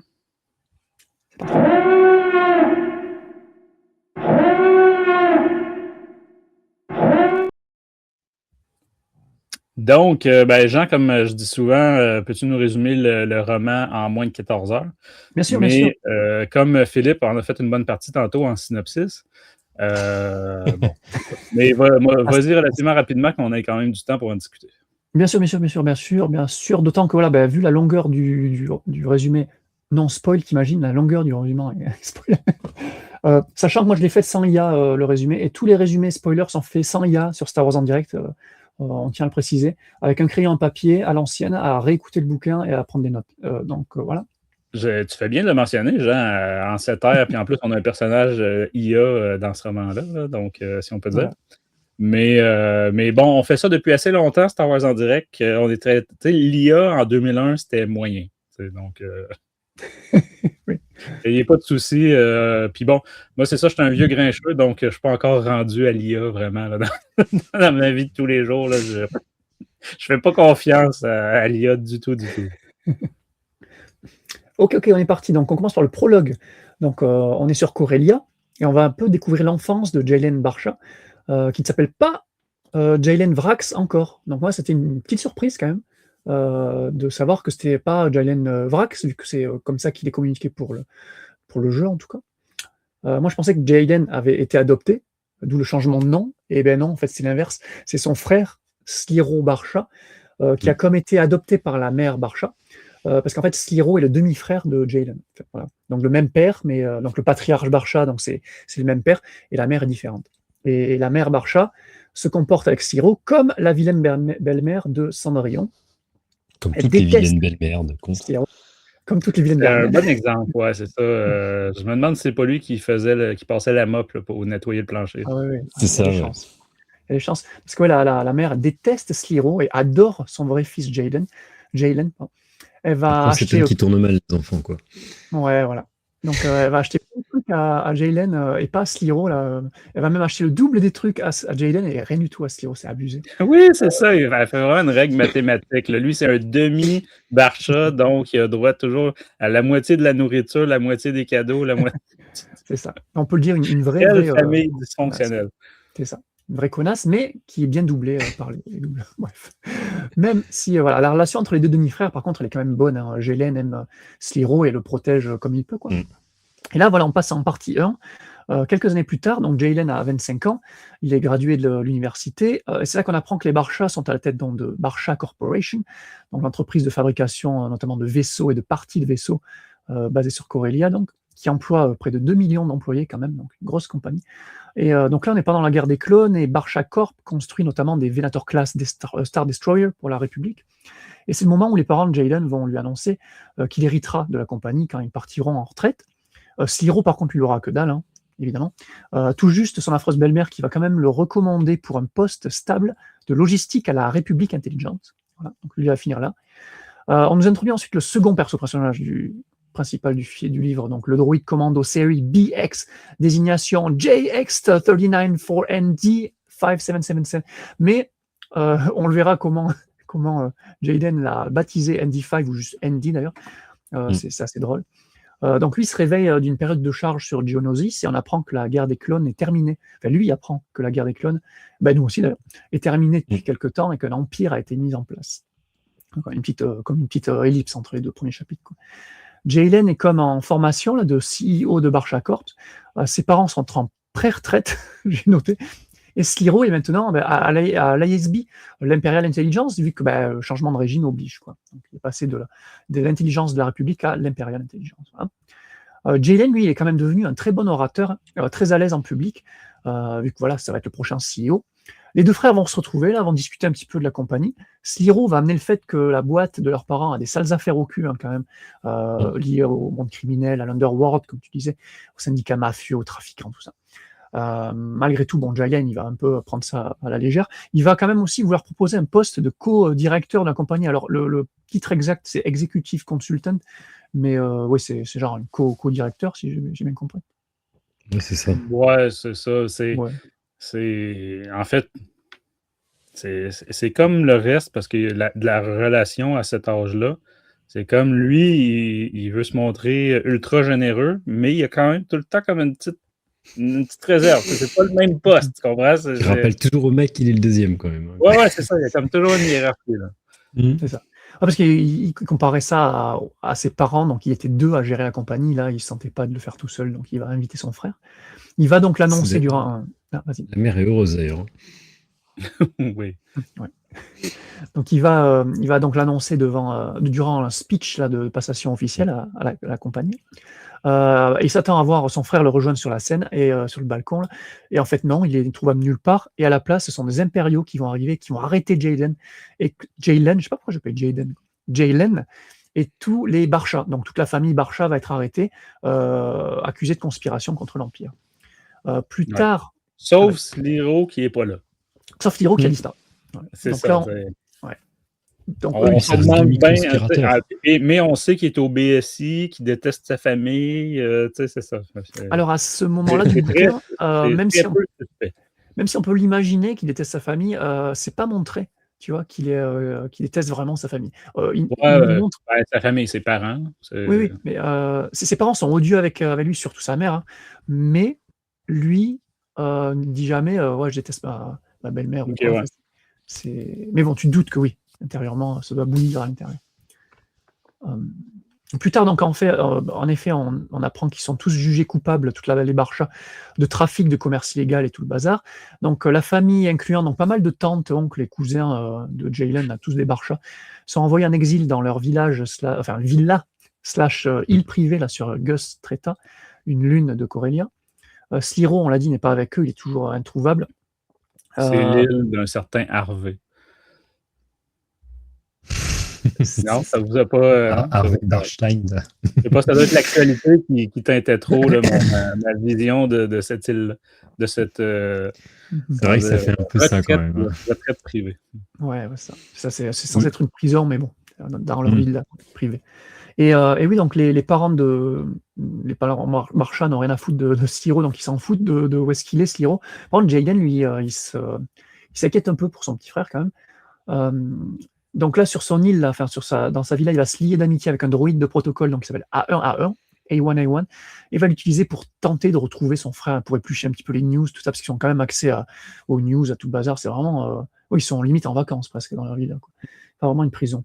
Pendant ce temps, donc, on a Andy qui est plus sur Geonosis, mais dans un lieu secret, en train de parler avec un mystérieux personnage. Ce dernier va le programmer pour qu'il puisse espionner la famille Barcha sur Gus Treta. Il devra faire son rapport régulièrement à son commanditaire secret. Là, on n'a toujours pas de nom, on se doute vraiment, mais bon, on n'a toujours pas le nom, ni le visage. ND va se faire passer pour un des nombreux droïdes qui s'occupent des Barcha. Jalen va vite le remarquer, car c'est le seul à porter un trench coat de malade, qui est super classe. Première rencontre entre nos deux héros, d'ailleurs. Voilà, donc la vie suit son train sur l'île, sur l'île Villa. Les Barcha ont leurs habitudes, ND fait ses rapports, et un jour, voilà, on annonce le pardon de la famille Barcha, de l'Empire Barcha, enfin non, pas de l'Empire, des Barcha par l'Empire, justement, pour pas être confus. Et c'est cool, donc pour fêter ça, ils vont faire une petite fête avec des invités / des associés. Et du coup, le mystérieux commanditaire va changer les ordres de Andy et lui donner l'ordre de buter tout le monde. En fait, la famille entière ainsi que les invités. Donc Andy va s'exécuter, va les buter les uns après les autres, jusqu'à se retrouver dans la même salle avec Jalen, ses parents et quelques autres guests. Super passage du bouquin, c'est vraiment excellent. Le passage est juste énorme quand même, en fait, en mode Hitman, là. C'est vraiment un des meilleurs passages du bouquin. La construction de la scène de massacre est géniale, quoi. Ouais. C'est pour du Star Wars aussi, là. C'est dans le violent. Oui, parce que c'est trash. Ouais, ça c'est trash. ND va étant très froid parce que. Pardon, excuse-moi, Jean, vas-y. Ah, vas-y. Non, je disais tout en étant très froid parce que c'est le droïde qui analyse en fait les morts en fait et qui en fait est en train de programmer de manière très Ouais. méthodique en fait comment il va tuer les mecs en fait et les faire disparaître les corps. Ouais, il n'y a pas d'émotion vu que c'est un droïde. Non. Donc, ouais. Et d'un côté, tu as ce droïde-là, donc ND5, et puis de l'autre, tu as A1A1 avec Jaylen, qui, vu que c'est elle, un droïde plutôt à tendance féminine, qui recense un petit peu la présence de tous les guests et de la famille, et qui voit que bam, bam, bam, ça descend petit à petit. Ouais, ça, Le body c'est count, c'est mémorable. Ah ouais. Elle voit sur un pad là, les points rouges des invités, là, puis whoop, il vient de disparaître. C'est ça. Je sais pas pourquoi. Comme dans Alien quoi. Ouais, c'est un peu ça. Non, c'est vraiment très très bon. Donc là, Andy va demander à tout le monde dans la salle de rester sans bouger. Évidemment, il y en a une qui va vouloir s'échapper. Donc bam, il va shoot dans le dos, direct. Tu disais Avec violent, le shot. Francis. Ah ouais. Donc il va tenter de diffuser un message à destination des parents Barcha. Ces derniers, ils en ont absolument rien à foutre de ce droïde, et donc ils vont le défier à Andy. Il va d'abord exécuter le père, Andy, vu que il peut pas exécuter ses directives. Donc la directive suivante, c'est de les buter. Donc il va buter le père. Le reste des invités, ils vont y passer aussi. Et au final, il va rester sa mère, enfin la mère Barcha et Jaylen. Sa mère va alors perdre un peu la boule là, sur l'affaire. Elle va même avouer ses 4 vérités à Jaylen, notamment le fait qu'elle et son père ne le croyaient pas du tout capable de tenir la compagnie. Nanana. Elle est vraiment grosse connasse, même avec Jaylen, même avec son fils préféré. Là, elle lui reproche même de pas s'être interposée pour sauver le père et tout. Ouais, non, mais vraiment une grosse conne. Du coup, quand ND va la buter, voilà, on n'a pas vraiment d'émotion vis-à-vis de ce personnage-là, désolé. Et juste avant qu'il ne tue Jaylen aussi, Jaylen, lui, a réussi à garder tout son calme pendant toute la scène, c'est impressionnant. Voilà, ND l'a remarqué ça, il a remarqué que Jaylen, il garde son calme. Jaylen va réussir à placer sur le droïde, avec l'aide de A1A1 justement, un restraining bolt. Alors Francis, j'ai pas trouvé le... Comment tu dis? Un plot de contention. Un plot ou un boulon de contention selon les versions. Ouais. Voilà. Donc ce qui va désactiver Andy en fait. Après avec A1A1, donc Jaylen va reprogrammer Andy pour qu'il le protège. Et justement, quand un thermodétonateur va exploser dans la villa, Andy va protéger Jaylen du blast. Tu vois. Il va complètement twister ses directives. Là maintenant, il va protéger les Barcha et donc Jaylen. Et cela va aussi faire passer Jaylen comme officiellement mort avec toute sa famille, son corps étant introuvable, pulvérisé dans l'explosion. Donc ça, c'est bien pratique. Parce que, voilà, là on a terminé un petit peu l'intro, petite ellipse de quelques semaines, et on retrouve le duo, donc Jaylen, qui s'est renommé Jaylen Rax, cette fois-ci. Et ils sont depuis peu sur le marché de la contrebande, avec une petite rixe contre des pikes. Là, le duo va se rendre ensuite chez une droid smith qui leur indiquera que le restraining bolt, justement, de Andy est dysfonctionnel, mais que malgré tout ça, sa programmation tuer tous les Barcha n'est pas réactivée. Donc Jaylen, en fait, pendant tout le bouquin, et ce que tu disais, Philippe, concernant Andy, Jaylen va devoir vivre constamment avec cette épée de Damoclès sur la tête, ayant peur que Andy, en fait, ne se rappelle de ses premières directives et ne se mette à devoir tuer les Barcha et donc à tuer Jaylen. C'est intéressant. Il en parle librement pendant le bouquin, je crois, le robot. En fait, le droïde, il sait qu'il a ça qui est en lui, qu'il peut pas l'activer. Il y a même des dialogues avec Jaylen là-dessus. Ouais. Il y a un moment, il y a tout un pan toute une première partie de roman où il garde quand même Jaylen quelques secrets à ce sujet, tu vois, qu'il veut pas trop en dévoiler à Andy pour la faire au début. Jaylen va aussi fouiller donc dans les données de Andy et trouver un mystérieux fichier sobrement intitulé Low Red Moon. Cela va être comme le premier indice pour Jaylen, qui s'est mis en tête de retrouver le commanditaire de Andy, qui a ordonné le massacre de la famille. Et deuxième objectif, effectivement, c'est retrouver son frère Sliro. Voilà. Et là, on passe en partie 2, mais t'inquiète pas, Francis, la partie 1, c'était la plus longue. Donc là, ça va aller beaucoup plus vite. Voilà. Donc là, ellipse de 9 ans entre les deux parties, partie 1 partie 2. Duo est toujours à la recherche de Low Red Moon et de Sliro. Ils n'ont pas trop avancé à ce niveau-là. Mais là, ils sont beaucoup plus implantés dans le monde des outlaws, là, des smugglers et tout ça, de l'Underworld. Ils se rendent sur Bluetopia, où ils rencontrent Beach Renner, un propriétaire d'un domaine viticole qui s'avérera être en fait un agent de l'ASB sous couverture, un espion de l'ASB. Jaylen va infiltrer ses bureaux et lui voler un mystérieux datapad, mais voilà, il va se faire avoir. Baston, Andy va devoir venir à la rescousse et tuer Beach Renner. Ils vont ensuite slicer le datapad et vont voir que il y a une réunion d'agents de l'ASB qui va se dérouler lors d'un gala sur la planète Andara et qu'un échange d'informations va s'y dérouler. Donc, voilà. Et les informations donc, dans ce datapad concernent une liste d'agents impériaux infiltrés avec leur nom de code et leur vraie identité. Donc Jalen, évidemment, va vouloir récupérer ce datapad renfermant ces précieuses informations qu'il pourrait revendre, car financièrement, ils sont pas au top là en ce moment, les deux. Ouais, un peu ric-rac là. C'est un peu cric-crac, voilà, le vaisseau il tombe un peu en ruine, donc ils ont besoin de fonds, et ça pourrait être des informations intéressantes à revendre dans l'Underworld. Et donc cela, et en plus de ça, ça pourrait aussi booster leur réputation dans l'Underworld, parce que Jalen, on le verra, il essaie aussi de gagner en réputation. Ouais. Disons que c'est tous des petits concepts que, qui est lié au jeu. On se Qui est lié au jeu. C'est exactement ça, oui. La réputation, le trafic d'informations ou d'objets ou d'identité aussi, des trucs comme ça. Après, même la structure du bouquin en fait fait très jeu vidéo hein, quand même. L'alternance entre les phases action, les phases d'infiltration, la quête principale avec des quêtes secondaires qui viennent se greffer, c'est très, très jeu vidéo. Ouais, c'est vrai. Donc là, pour ce heist, ce cambriolage, donc ils vont monter une équipe, donc encore une fois très, très jeu vidéo. Jalen va se faire passer pour Birch. Ils vont recruter Fennec Shand, donc une tête connue comme Snipeuse, et Laurel Amberdyne, qui est un personnage inédit comme Sliceuse, avec son petit droïde Slicer Lumi. Et Laurel, que Andy et Jalen connaissent déjà de missions précédentes, d'après ce qu'on comprend. Ils vont vouloir recruter un pilote aussi, mais le pilote leur fera faux bond, donc c'est Andy qui s'en chargera. Donc le moment de la rencontre entre Jalen en mode undercover là, et le contact se fait donc sur le toit du musée où se déroule le gala. Fennec est censé tuer le contact une fois le datapad du contact dans les mains de Jalen. Laurel et Lumi, eux, ils restent dans le vaisseau piloté par Andy, et de là, ils vont slicer les accès pour que Jalen avance sans trop d'encombre. Durant une drôle et touchante conversation entre Laurel et Andy, Laurel va donner un contact de Doris Smith qu'elle connaît, spécialiste des BX justement sur Batuu, et qui pourrait aider Andy à son restraining bolt et à son problème, parce que oui, on l'a pas dit, mais il est blessé. Andy, il a une espèce de grosse ouverture sur la poitrine qui est due à l'explosion du début. Ouais, c'est ça. C'est quand il veut faire péter tout le monde, en fait, c'est la bombe au début. C'est ça. Donc voilà. Très pratique pour les infiltrations d'eau. Là. Voilà. Dans le jeu, je me disais, mais. Mais d'où le manteau. D'où le manteau, Francis. Mais voilà, je me demandais pourquoi il s'est couvert. C'est en avant. Voilà.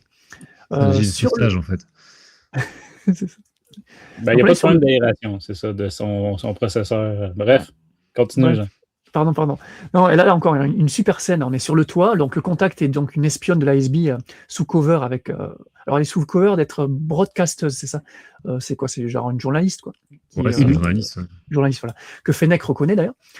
Fennec veut la buter, mais Jalen va plutôt flirter avec avant. Elle va lui donner son vrai nom d'ailleurs, cette espionne, qui s'appelle Shoandij. Et quand Jalen va lui donner, parce qu'il y a une espèce de jeu de séduction entre les deux, et donc l'une va te dire, je te donne mon vrai nom, tu me donnes ton vrai nom, parce qu'ils sont censés être deux espions de l'ASB. Et puis Jalen, au lieu de dire son vrai nom, il va évidemment donner le nom de Birch Rainer, qui impersonnise. Elle ne le croit pas évidemment, et donc la cover de Jalen va tomber. Il va la menacer de la tuer. Elle lui dit que voilà, j'ai un sniper braqué sur toi, mais elle va lui rétorquer qu'une bombe est attachée à elle. Elle va exploser si elle meurt. Jalen pense qu'elle bluffe, malgré les avertissements de Andy, qui elle pense qu'elle dit la vérité. Mais lui, non, il pense qu'elle bluffe, donc il va ordonner à Fennec de la tuer. Fennec va la tuer. Et au moment où Jalen récupère le datapad tant convoité, là, il va remarquer qu'une bombe, une espèce de compte à rebours sur elle. Donc elle avait raison. Andy va vite arriver en vaisseau pour extraire Jalen et Fennec avant que la bombe n'explose. Entre-temps, il y a des gardes qui arrivent à pied en vaisseau, donc baston. Au final, grosse scène de baston, et c'est bon. Mission complete, donc la mission est bonne, est faite. La team va peu à peu se séparer, donc après avoir payé Fennec et Laurel, ils vont analyser les données du nouveau datapad. Jalen va tomber sur Red Moon, comme par hasard, avec non seulement le nom, mais on l'a dit, donc c'est une liste de noms avec leur nom, leur vrai nom associé. Et donc là, le vrai nom, c'est Madel Nureth, qui est une agente, une espionne impériale encore active. Et donc là, voilà, les contents, Jalen, une première pierre au mystère sur le massacre de sa famille est découverte. Sachant que voilà, maintenant il sait que c'est l'Empire qui est un peu derrière la chute de Barchacorp, qui était pourtant leur client. Ouais, c'est ça, il soupçonnait peut-être des concurrents ou des choses comme ça. Voilà, exactement. Là, au moins, il est. Contrairement à tous les lecteurs qui ont tout de suite compris. Ouais, c'est vrai que l'intrigue. Lui, il aime tellement son frère qu'il s'en doute pas du tout. Ouais, voilà. Ce qui n'est pas récipiproque, du coup. Voilà. Ça, on le verra dans la partie 3, parce que là, on passe en partie 3, et donc, petite ellipse, là, pas aussi grande, c'est juste quelques semaines cette fois. Donc, le duo est à la recherche de Madel Nereth, pendant que Jaden va rencontrer une tête connue du jeu Outlaws, en la personne du broker, là, du courtier, en français, de l'Underworld, Cranache, le Trandoshan. C'est un personnage du jeu, même si c'est un caméo sans vraiment d'importance, parce qu'en fait, Cranache, il vaudra pas du tout l'aider. Jaden va même presque se faire buter par le Trandoshan. Non, Jaden va plutôt trouver de l'aide chez un Toydarien qui connaît Fennec et qui lui a recommandé Jalen, qui a entendu parler de lui suite à son fameux heist de Andara. Tu vois, le heist d'Andara a eu quelques répercussions dans l'Underworld, et c'est un heist que les casse du criminels siècle. connaissent. Voilà, c'est un peu le casse du siècle, exactement. Et donc ça, c'est un Toydarien du nom de Gentro qui va se proposer d'aider Jalen. Andy, lui, par contre, il va se retrouver, alors littéralement, dans la maison des fous. Vous savez ce passage dans les 12 travaux d'Astérix. Et bien pareil, Andy va goûter la joie de l'administration impériale dans un passage extrêmement drôle. Voilà. Encore plus spécifique que ça, au bureau des véhicules. Donc ici, on dirait à la SAAC, c'est pas en France, là, mais le bureau d'immatriculation. Voilà. Ouais, c'est en préfecture. Ouais. Exactement. Service des cartes grises, des immatriculations. Exactement. Donc, c'est très très drôle, parce que il va aller de guichet en guichet en tirant des tickets. Comme quoi, la continuité du service public, quand même, entre l'Empire et la République et l'Empire. Ouais, c'est pas amélioré, effectivement. Donc, pour arriver quand même assez fin, donc il va hacker 2 droïdes astromech qui vont l'aider. Il va réussir à trouver que Nereth est apparemment 6 homonymes, avec 6 jobs différents, alors qu'il va du pilote au professeur d'art, en passant par vétérinaire et même boulangère. Mais voilà, ils vont se focus sur le job de comptable, quand même, qui titille leur intérêt. Le duo se rend donc sur Cern Prime, où est censé se trouver cette Nereth comptable. Là, ils la trouvent, ils vont la suivre. Ils vont comment t'appelles ça quand il la suit en filature, là? Ouais. Ils vont la voir discuter avec un membre de Crimson Dawn, voilà, le célèbre syndicat du crime créé par Dark Maul, qu'on voit dans le film Solo. Bref, en plus du duo, donc un mystérieux personnage encapuchonné qui a l'air de les suivre aussi à tout ce beau monde. Et là, bam, il y a Andy qui va soudainement se faire attaquer, être jammed et s'éteindre, et Jalen qui va se faire empoisonner et paralyser par une fléchette, puis mis complètement KO. Là. Donc Jalen va se réveiller dans un vaisseau, et il se rend compte qu'il a un ver en lui, une espèce de, ils appellent ça un Krogito Worm, qui peut le tuer, mais voilà, que l'agent du Crystal Dawn... De quoi, pardon ? C'est un ver solitaire. Un ver solitaire, voilà, mais, mais d'une certaine taille, quand même, qui peut le tuer, qui a été injecté donc par l'agente du Crimson Dawn, voilà. Mais heureusement, voilà, le fameux personnage mystère, donc, qui est une Zabrak du nom de Mil Alibeth, donc qui est une bounty hunter, et qui, pour ceux qui se rappellent de Brotherhood, est un personnage du roman Brotherhood, créé par Mike Chen, justement. D'accord. C'est le Mike Chen verse là qui se développe. Donc voilà, elle va sauver Jalen. Elle a récupéré Jalen dans son vaisseau, et ils sont tous les deux à poursuite de Nereth et de Crimson Dawn, qui ont récupéré ND5, et qui se rendent donc sur la planète Botor, dans une base de Crimson Dawn. Là, pendant le trajet, Mil va raconter à Jalen un peu toute l'intrigue. Donc on a Crimson Dawn qui est un peu en bisbille en ce moment avec le clan des Hutt, au sujet d'une cargaison de Bacta tanks adaptée à la morphologie des Hutt, c'est rigolo. Elle et sa partenaire Vivert Stag, donc Mil et Vivert, qui sont donc les 2 personnages de Brotherhood, ont été embauchés par les Hutt pour retrouver les tanks, qui pensent avoir été volés par Crimson Dawn. Voilà. Donc Crimson Dawn a entre-temps capturé Vivert, Mil veut la récupérer évidemment parce qu'ils sont potes, et donc voilà, on aura un team-up Mil-Jalen qui veulent récupérer Vivert et Andy. Andy, lui, se réveille prisonnier de Crimson Dawn, et de Nereth, non. Nereth ne reconnaît pas de suite, donc Andy, lui, conclut qu'elle n'est pas la seule responsable du massacre des Barcha. Voilà. Donc on a encore quelques petites pierres pour l'intrigue. Crimson Dawn va brancher Andy au système et lui soutirer des infos, mais voilà, Andy va justement s'en servir pour entrer en contact avec Jalen pour qu'il se fasse retrouver par lui. Parce que comme il est un peu inactif, il est conscient, il est réveillé, Andy, mais il est immobile, il ne peut pas se bouger. Il a une espèce de bolt qui empêche de bouger. Mil et Jalen vont donc organiser une rencontre avec Crimson Dawn. Jalen pense utiliser des noms de son fameux datapad là, pour acheter Vivert et Andy, et ils vont rencontrer, voilà, donc alors, pas le boss en tout cas pas la figure publique de Crimson Dawn qui est Voss, j'ai plus son prénom. Merde, comment il s'appelle ? Dryden Voss, c'est comme ça qu'il s'appelle ?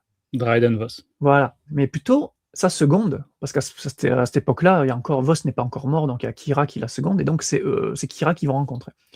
Donc voilà, c'est le fameux caméo d'un perso, d'un roman de Ike Johnston que nous avait teasé Mike Chen, voilà, c'était Kira.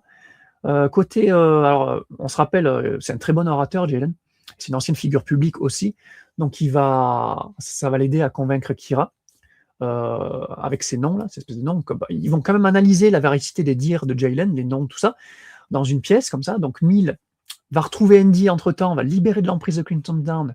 Au même moment, Vivert arrive, elle s'est échappée comme toute seule, parce que, alors c'est pas vraiment un spoiler, ouais. Si vous avez vu Brotherhood, vous savez que c'est des anciennes Jedi, en fait, Vivert et Mill. Il y a même un dialogue entre les deux dans le roman, où Mill explique à Jaylen qu'elle peut ressentir Vivert, où est-ce qu'elle est, tout ça, machin, donc tu te doutes qu'il y a quelque chose. Effectivement, si vous avez vu Brotherhood, c'est deux anciennes Padawan, en fait, qui sont reconvertis Bounty Hunters. Donc on n'a pas de doute à voir Vivert se débrouiller toute seule et s'échapper toute seule. En plus de ça, tu as le clan des Hutt qui arrive, donc là, baston contre des gardes, notamment. Mais Jaylen va essayer de calmer le jeu, lui, il veut pas de mort, il veut la paix, machin. Il va porter l'attention de Crimson Dawn et des Hutt sur lui, et pendant ce temps, en secret, Andy va essayer d'extraire Vivert et de s'échapper de la base. Et c'est là que Jaylen va jouer alors le médiateur entre les deux syndicats. Les Hutt, eux, ils veulent leur tank, leur back tank, ok. Crimson Dawn, il dit il ne pas les avoir. Donc, il se trouve que c'est Vivert, en fait, nous on sait que c'est Vivert qui les a volés. Tout le monde veut la peau de Vivert, du coup. Mais voilà, Mill, elle veut sauver sa copine. Donc Jaylen va arranger tout le monde. Il se propose de partir à la recherche de Vivert. Parce que bon, le fait qu'il soit ami avec l'ami de Vivert, ça, personne ne le sait, hein, que nous qui le savons. Et donc, il se propose de partir à la recherche de Vivert et des tanks lui-même, de buter Vivert et de ramener les tanks au Hutt. Le tout en un mois, voilà, comme ça. Voilà. Jaylen joue aussi sur sa réputation grandissante dans l'Underworld, et voilà, notamment sur le Heist d'Andara et sur le fait qu'il ait plein de noms qu'il peut dévoiler, qu'il peut vendre au plus offrant. Voilà. Kira, elle-même, qui à cette époque-là, Francis, hein, c'est quelqu'un de très froid, très direct. C'est pas la Kira du film Solo, c'est pas la Kira qu'on verra dans le comics non plus. C'est vraiment la Kira qui a dû subir pas mal de choses pendant son. Ouais, c'est ça. Ouais. Donc, qui a justement dans le roman, d'où. Voilà, Ike Johnston. Le rapprochement d'auteur. Voilà. Et voilà, donc même Kira est impressionnée par le bagou de Jaylen, alors qu'elle est très froide à chaque intervention. Pendant l'échappée de Andy et Vivert en secret, là, ils vont tomber sur Nureth et un autre datapad, décidément. Tu disais très jeu vidéo, là, c'est le cas, on enchaîne les datapads. Alors ce datapad-là, possédé par Nureth, lui contient la vérité sur qui est vraiment Jaylen Vrax. Elle, donc Nureth, est évidemment au courant pour le massacre des Barcha. Elle va aussi avouer, sans donner de nom, que c'est un autre agent, un collègue à elle de la SB, qui est celui qui a fait le coup. Et voilà. Jaylen et Mill vont rejoindre Andy et Vivert dans leur vaisseau, dans le vaisseau des Bounty Hunters. Jaylen va vite leur expliquer son plan pour prouver la mort de Vivert, sans tuer Vivert, évidemment, parce que Mill n'a pas vu. Hein. Donc, via l'aide de Laurel, la sliceuse, voilà, il va fomenter un plan pour faire passer la mort de Vivert crédible. Et voilà, les deux duos vont se séparer, donc Jaylen et Andy d'un côté, puis Mill et Vivert dans d'autres aventures. Andy va, à ce moment-là, informer à Jaylen ce qu'il a appris sur Nureth, nous apprenant par la même occasion que le druide a buté Nureth hors champ, donc on l'a pas vu ça, mais il a buté l'espionne. Il n'y avait pas le choix en même temps, elle connaissait la vérité sur Jaylen, hein, sa véritable identité, sa précédente vie, tout ça. Et là, donc, avec Nureth morte et le datapad dans leur possession, voilà, la cover de Jaylen Vrax est safe, quoi. Safe. Donc là, il est content pour ça. Andy va ensuite slicer ce datapad et découvrir une vidéo de révélation finale de Sliro Barcha, donc le petit frère, qui est une vidéo qui s'adressait directement à Jaylen, hein, qui va lui révéler enfin à lui et à nous, lecteurs, même si on s'en doutait un peu, la vraie vérité vraie de ce qui s'est passé. Déjà, alors oui, sans grande surprise, c'est Sliro, qui n'a pas très bien vécu son enfance, ni même son adolescence, ni même sa vie de jeune adulte en tant que membre de l'ISB, enfin même c'est la République Intelligence. Là. Il a toujours détesté ses parents, voilà, spoiler alerte, il a toujours détesté ses parents. Il rappelle dans sa vidéo à Jaylen le jour où son grand frère a hérité de la compagnie, et lui a fini à l'ISB, là ça l'a marqué, à Sliro, il a détesté ce moment-là de sa vie. Donc il était deg, donc du coup il a fomenté un plan pour faire tomber Barcha Corps, et il a utilisé ses ressources les ressources à sa disposition au sein de l'ISB pour faire condamner la compagnie et toute la famille. Mais voilà, c'est le pardon des Barcha, en fait, par l'Empire, qui l'a fait twister et passer à l'acte. Voilà, il a perdu tout espoir vis-à-vis de la justice impériale, s'il y a vraiment une justice impériale, mais bon. Et Sliro a donc ordonné à ND5 de tuer tout le monde, même son frère, qui avait l'air de l'aimer un minimum, non, je crois bien, Sliro, quand même. Enfin, je sais pas, c'est pas trop développé dans ce ça, hein, quand même. Ouais, on sait pas trop, mais on sait que oui, Jaylen l'aimait, mais dans l'autre sens, on sait pas trop. Et c'est marrant parce que ce message-là qu'est en train de visionner Jaylen via ND5, avec ND5, ce message était adressé à Jaylen et ce devait être le message que Andy aurait dû prononcer avant de buter Jaylen. Donc évidemment, Jaylen est sous le choc, mais bon, il va vite se remettre et voilà, il sait que son frère est vivant, il est quelque part dans la galaxie, il fait partie de l'ASB, donc son nouvel objectif sera de retrouver, coûte que coûte, Sliro. On finit quand même avec un peu plus de légèreté. Andy contacte Laurel pour un futur job ensemble de nouveau. Et Jaden promet à Andy d'aller visiter ce fameux droid Smith là, que Laurel connaît sur Batuu. Et on a un épilogue qui se passe alors à un nouvel ellipse de quoi, c'est 7 ans ou peut-être plus, je sais plus. Bref, une dizaine d'années. Ouais. Je sais plus. Oui, puisque c'était en 3 après la bataille de Yavin. 13 ans. On était en moins 10, 13 ans, puis là, on va passer en plus 3. En plus 3, oui, effectivement. Donc 13 ans. Où là, on retrouve donc Andy, mais pas en compagnie de Jaylen. Là, on l'a en compagnie de Kayves et de Nyx, donc, qui sont les personnages principaux du jeu vidéo. Et voilà, fini. Voilà, et ceux qui nous écoutent en vidéo ont vu à l'écran qu'on est en train de spoiler la fin du jeu. Donc, comme j'avais dit, on est en partie spoilers.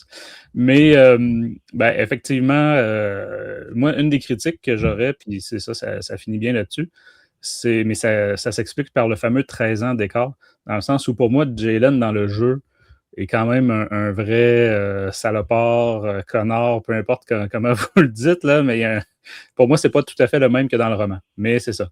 Les choses peuvent s'expliquer par la fameuse révélation de son frère et, 13 ans d'écart aussi. Mais c'est ça, je trouve qu'on a quand même un Jaylen beaucoup moins, mal intentionné, moins froid, plus humain, voilà. Ouais.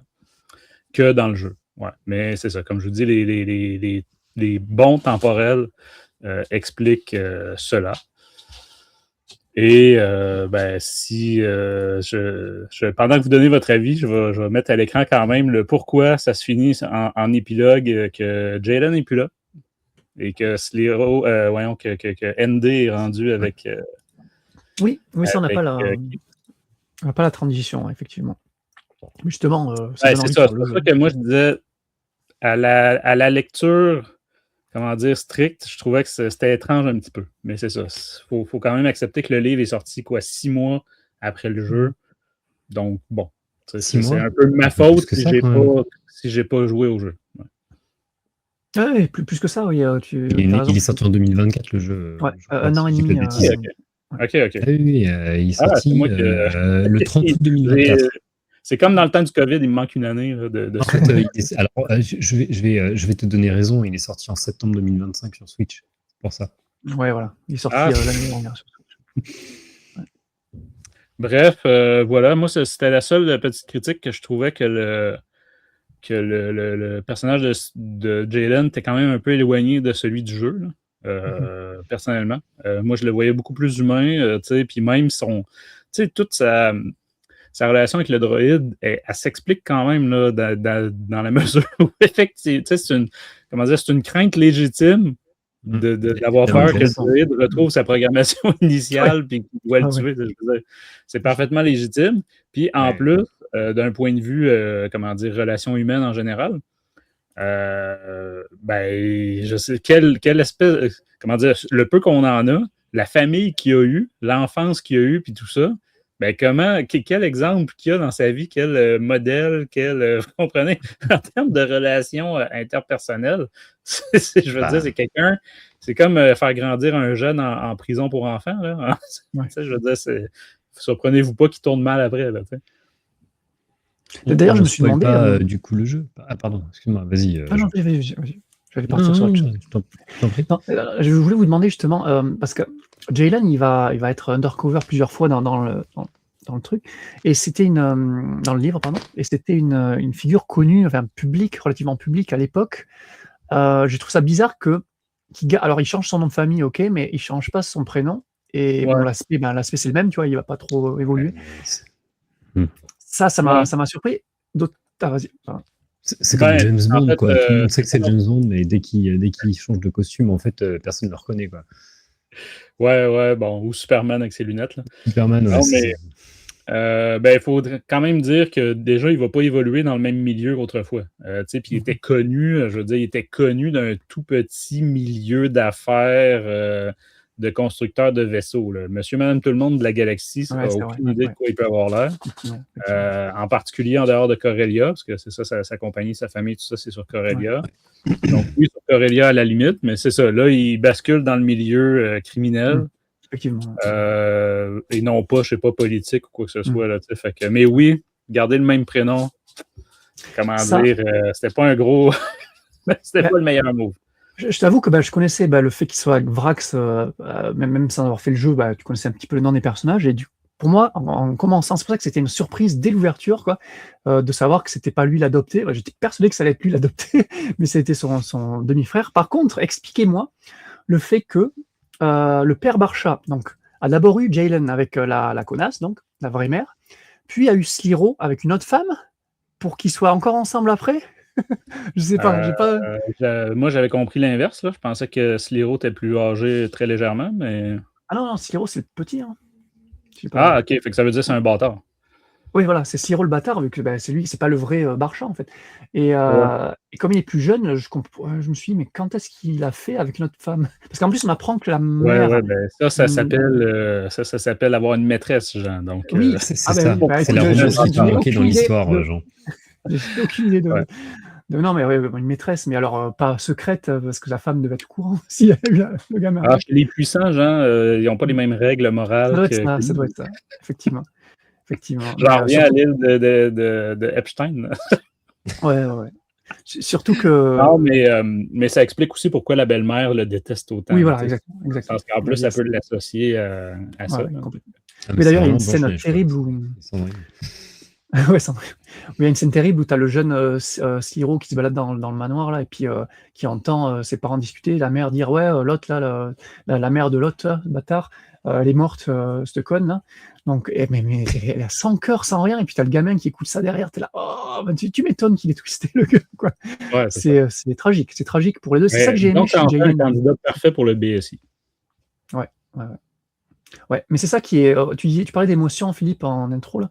Et c'est vrai qu'il y a beaucoup d'émotions malgré tout dans ce roman vis-à-vis de Jaylen et de son destin. Moi, c'est un destin qui m'a fait penser un petit peu à. Tu te rappelles le personnage de Grey. Comment il s'appelle dans la phase 2 de la Haute République Greylark. Greylark, voilà. Greylark un petit peu. Ouais, Axel, voilà. Axel. Qui est un peu dandy, qui vient d'un milieu hype et qui va se faire destituer. Même si c'est différent, hein, c'est pas la même chose, mais ça me fait penser à lui. Il trahit tout le monde à chaque fois qu'il apparaît. C'est vrai qu'il est un peu moins fidèle, il est un peu moins appréciable que Jaylen. Jaylen est quand même stylé, quoi, cool. Mais c'est pour ça, comme je vous dis, là, si vous n'avez pas fait le jeu, allez voir les cinématiques, puis quitte à la limite à juste voir la fin, là, peut-être la dernière demi-heure là, du 2 heures. Parce que c'est ça, c'est tellement lié que ce serait quand même très dommage. Puis ça vous explique le pourquoi l'épilogue est aussi étrange, si on peut dire, ou détaché du reste. Sinon, on a réussi à pas le spoiler, la présence de Fennec Shand. Je ne sais pas si pour vous c'était une agréable surprise. Moi, c'est pas le personnage le plus adoré, je crois, là, de. Moi, j'aime bien ce perso. Ah, moi, tu vois, ouais. Je suis pas fan de l'actrice. J'aime beaucoup l'actrice en général, là, mais le personnage, dans le fond, est un peu dans le Filoniverse, là, dans le livre de Boba Fett, puis dans la série Bad Batch aussi, ouais. Ouais, aussi, ouais, en animé, ouais. Mais moi, je t'avoue que l'actrice, c'est ce qui me fait ne pas aimer le personnage. Je la trouve absolument nulle à chier comme actrice. Elle est très jolie, hein, mais elle joue toujours le même rôle et le même type de rôle. Donc, moi, ça me frustre un peu. Mais alors. Quand elle jouait Chun-Li dans Street Fighter, genre. C'est le seul rôle où je l'apprécie. Et là, justement, petit lien avec. Ah, c'est génial que tu mentionnes ça. Parce qu'en plus, on est dans le jeu vidéo, en plus, donc ça tombe bien. Moi, j'ai adoré en Chun-Li, évidemment. Et puis là, elle souriait au moins. Enfin, voilà. Là, tous les rôles qu'elle a maintenant, et même Fennec Shand, c'est ça, quoi. Et c'est cool de retrouver quand même le caractère de Fennec Shand dans ce bouquin-là. Elle est déjà, alors, c'est ce roman-là, c'est l'œuvre Star Wars où tu la vois la plus jeune.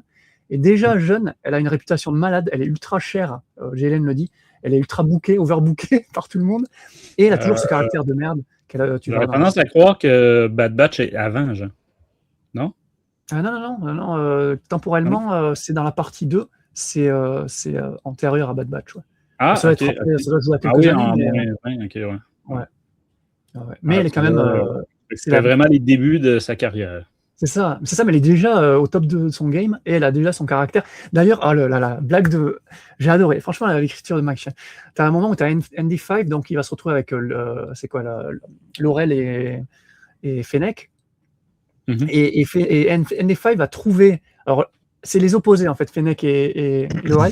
Laurel est ultra friendly, elle sort des jokes tout le temps, elle arrête pas de tchatcher. Et Fennec, c'est l'opposé. Du coup, ND5 va dire putain, Fennec est vachement plus sociable que Laurel, quand même, que Laurel, qui il comprend pas le niveau de sociabilité de Laurel. Du coup, il préfère Ouais. le côté droïde. Les doubles sens, puis tout ça, là, c'est pas dans Ouais. sa programmation. Ouais. Mais disons qu'elle est froide et Ouais, il y a binaire, une réplique à un moment donné, c'est quoi donc? Il dit bon, on est dans le moment du sarcasme où tout le monde est sarcastique. Ouais, c'est ça. Oui, parce qu'il apprend. C'est génial aussi. Au début du roman, il est très protocolaire, parce que c'est un droïde qui n'a pas trop de vécu. Et puis, à coup d'ellipse et vers la fin du roman, il a vachement de personnalité. Il est vachement agréable. Il ressemble. C'est pas du K2SO, parce qu'on aurait pu penser à une relation Cassian-K2SO. C'est encore autre chose, je dirais. C'est pas tout à fait pareil, ouais. Ouais, c'est pas tout à fait pareil. C'est pas juste un copier-coller cette relation. Et l'évolution du personnage, elle va dans des sphères qui m'ont énormément plu, quoi. Une chose par rapport à ça, moi j'ai trouvé relativement original, c'est que ce n'est pas le personnage en question, le personnage principal qui modifie son droïde puis qui est un parfait slicer de droïde. C'est quelque chose de beaucoup trop récurrent dans Star Wars, le personnage a son droïde et tout le monde est un grand spécialiste de la mécanique et de l'électronique dans Star Wars. Là, où est-ce que là, non, vraiment, il dépend de pas de garagistes, mais de mécanos locaux, un peu comme dans le jeu, là, justement, aussi, où tu vas aller aller faire des upgrades ou des réparations aussi après des missions. Donc, ça, j'ai trouvé que ça faisait du bien d'avoir un personnage qui n'est pas, comment on dit pour les hommes, là, comme Marissou, mais pour hommes, là. Parce que dans Star Wars, on ne se cachera pas, ils ont tendance à tous être des pros de la mécanique de vaisseau. Des bidouilleurs. Et du piratage informatique, puis tout ça. Là, oui, là, c'est pas le cas, effectivement. Sinon, c'est ça, moi, quand je disais le petit ventre mou du roman, je dirais que c'est le bout avec l'Aube écarlate vers la fin. Exactement pareil, ouais. Effectivement. Que je trouvais qu'on tournait un peu en rond, que ça faisait un petit peu trop. Bon, on va faire vraiment un bout comme dans le jeu. Là, pour faire parce que dans le jeu, c'est un peu ça, toujours le dilemme. Puis tu es toujours prêt que ce choix-là, entre faire plaisir à deux cartels en opposition. Donc, soit les Hutt, soit les Pikes, soit les. D'ailleurs, les Pikes sont beaucoup moins présents quand même dans le roman. Fait que les Hutt, les Pikes, l'Aube écarlate. Mais c'est ça, c'est pas négatif, tout ça. On a la finalité avec le personnage du BSI, la femme, là, j'ai oublié son nom, là, qui finit par tuer, et c'est la chose parfaitement logique aussi. Oui, donc, effectivement, ça aurait fait aucun sens de la laisser en vie. Ouais. Moi, ça m'a fait penser aussi, parce que je pense qu'on est sur le vaisseau de Kira à ce moment-là, sur le Vermilion, là, quelque chose comme ça. Ah, tiens, je pense. En tout cas, il parle d'objets d'art, tout ça, fait que ça m'a fait beaucoup penser justement aux comics. Je me suis posé la question aussi, Francis. Ouais. Ils sont à un moment dans une base, mais peut-être qu'à un moment donné, ils sont vers. Parce que dans les comics aussi, on avait ça, là, Afra qui s'infiltrait pour aller voler des artefacts. Là. Donc, ça m'a fait penser à ça un peu. Ce passage-là, oui, un peu longué, oui, mais quand même relativement sympa. Ce qui est intéressant, c'est que c'est le moment où ND5 et le duo va se séparer, en fait. Donc là, c'est intéressant de les voir chacun de leur côté. Ouais. Après, c'est bien construit quand même. Ça fait, je disais, tu vois, en écoutant ton résumé, on est quand même sur un roman un peu d'espionnage aussi. Il y a quand même quelques passages, infiltration, espionnage, où il prend des identités différentes. C'est un peu un dark Han Solo quand même. Ouais, parce que c'est peut-être à mentionner aussi, Philippe, puis moi, j'ai pas joué tout le jeu, mais j'en ai compris aussi que souvent, on est dans contrairement à Han Solo, à qui on confierait vraiment pas des secrets, puis comment dire, c'est pas un trafiquant d'informations, Han Solo, c'est un contrebandier matériel, ou est-ce que dans le jeu, on est beaucoup là-dedans aussi, des secrets, puis des informations. Dans le jeu, tu es plutôt sur de la traite d'informations que sur de la traite de je fais passer une cargaison d'un point A à un point B. Non, c'est de l'espionnage. Hein. Le jeu, tu as un scénar d'espionnage. Bah, c'est ce qui avait été critiqué, hein, les phases de stealth étaient trop dures. Ils ont supprimé d'ailleurs maintenant. C'est vrai, il y a... Ah ouais. Ouais, tu peux quasiment faire, tu peux faire beaucoup de missions maintenant en sortant ton blaster en fait, au lieu de faire de la. Rejoue au jeu, redonne-lui sa chance. C'est ça. Il n'y a plus de Splinter Cell dans Outlast. J'avais quelques easter eggs, mais à la toute fin, une fois que... Ouais. Déjà, alors, en perso du jeu, justement, Flip, tu vas me dire si tu te rappelles de ces persos-là. Ah oui, non, avant ça, Mike Chen, il aurait voulu inclure la planète Gorman dans son roman, dans l'intrigue, mais ça lui était refusé par Lucasfilm pour pas que ça interfère avec la saison 2 de Andor, parce que les deux étaient en production au même moment, en fait. Donc voilà, c'est intéressant comme trivia. Mike Chen, il reprend donc des persos du jeu, donc bon, en plus des héros et de Sliro Barcha, évidemment. Même si, Francis, est-ce que tu te rappelles que Sliro Barcha est apparu d'abord dans les comics Crimson Reign, donc quand même lié à Kira et à Crimson Dawn. Ah ouais, non, pas du tout. Mais le comics date de 2022, et je me demande, le développement du jeu, il a dû commencer peut-être un peu avant, mais moi je me demande si les développeurs ont vu ce comics et ont pris ce personnage comme ça en essayant de le développer. Sans doute. Ouais, comment c'est arrivé là, j'aimerais bien savoir pourquoi. Intéressant. Sûrement. Écoute, parce que l'Aube écarlate était quand même de quoi de relativement nouveau, là, donc pour faire le jeu, j'ai l'impression que c'est celle dans laquelle il y avait le moins de matériel en tout cas visuel. Oui, effectivement. Parce que même à l'époque même dans le film Solo, c'est comment dire, c'est l'Aube écarlate déjà, oui, là, mais c'est pas du tout la même qu'à l'époque de Kira. Là, on est en plus 3, là, fait qu'on est quoi, à l'Empire contre-attaque, là? Ouais, voilà. Et c'est... Et oui, donc on a ça, on a aussi l'apparition. Alors, il y a un personnage qui s'appelle Raven. Alors, en audio, ça faisait très Raven, et je me suis dit, mais attends, ils ont osé prendre le nom Raven. Je pensais que c'était interdit, quoi. C'était comme, bref. Mais c'est pas pareil, c'est Raven, on va dire. Davik, qui est le broker, là, que je mentionnais, qui vient du jeu, là, qui donne des contrats, en fait, dans le jeu, pour améliorer ta réputation, justement. Ça, le petit lien avec ça aussi, dans le roman. Et donc qui est en mode il est le porte-parole des Hutt. Je ne sais pas si vous vous rappelez, justement, à la toute fin, quand les Hutt arrivent, en fait les Hutt n'arrivent pas vraiment, c'est vraiment des porte-paroles qui sont envoyés par les Hutt, et Raven Davik, donc du jeu, vient discuter là avec Jaylen et Kira. Après le Trandoshan, tu te rappelles plus, mais c'est un black, c'est un humain. Ouais, mais en fait, comme sur chaque syndicat et chaque planète, tu as des mecs différents qui te donnent les missions. Ouais, au début, c'est une Moncala, après ça, c'est un... Mais voilà, excellent. La Moncala, c'est Duncan Orsato, et elle est mentionnée dans le bouquin, mais elle n'est pas présente physiquement, mais c'est un perso du jeu. Et le Trandoshan, on l'a dit, hein, lui aussi, c'est un autre broker du jeu. Voilà, et évidemment, Kayves et Nyx, évidemment. Bon, on l'a dit, la Brotherhood, donc les ces deux anciennes Jedi qui, après leur 66, sont devenus Bounty Hunters.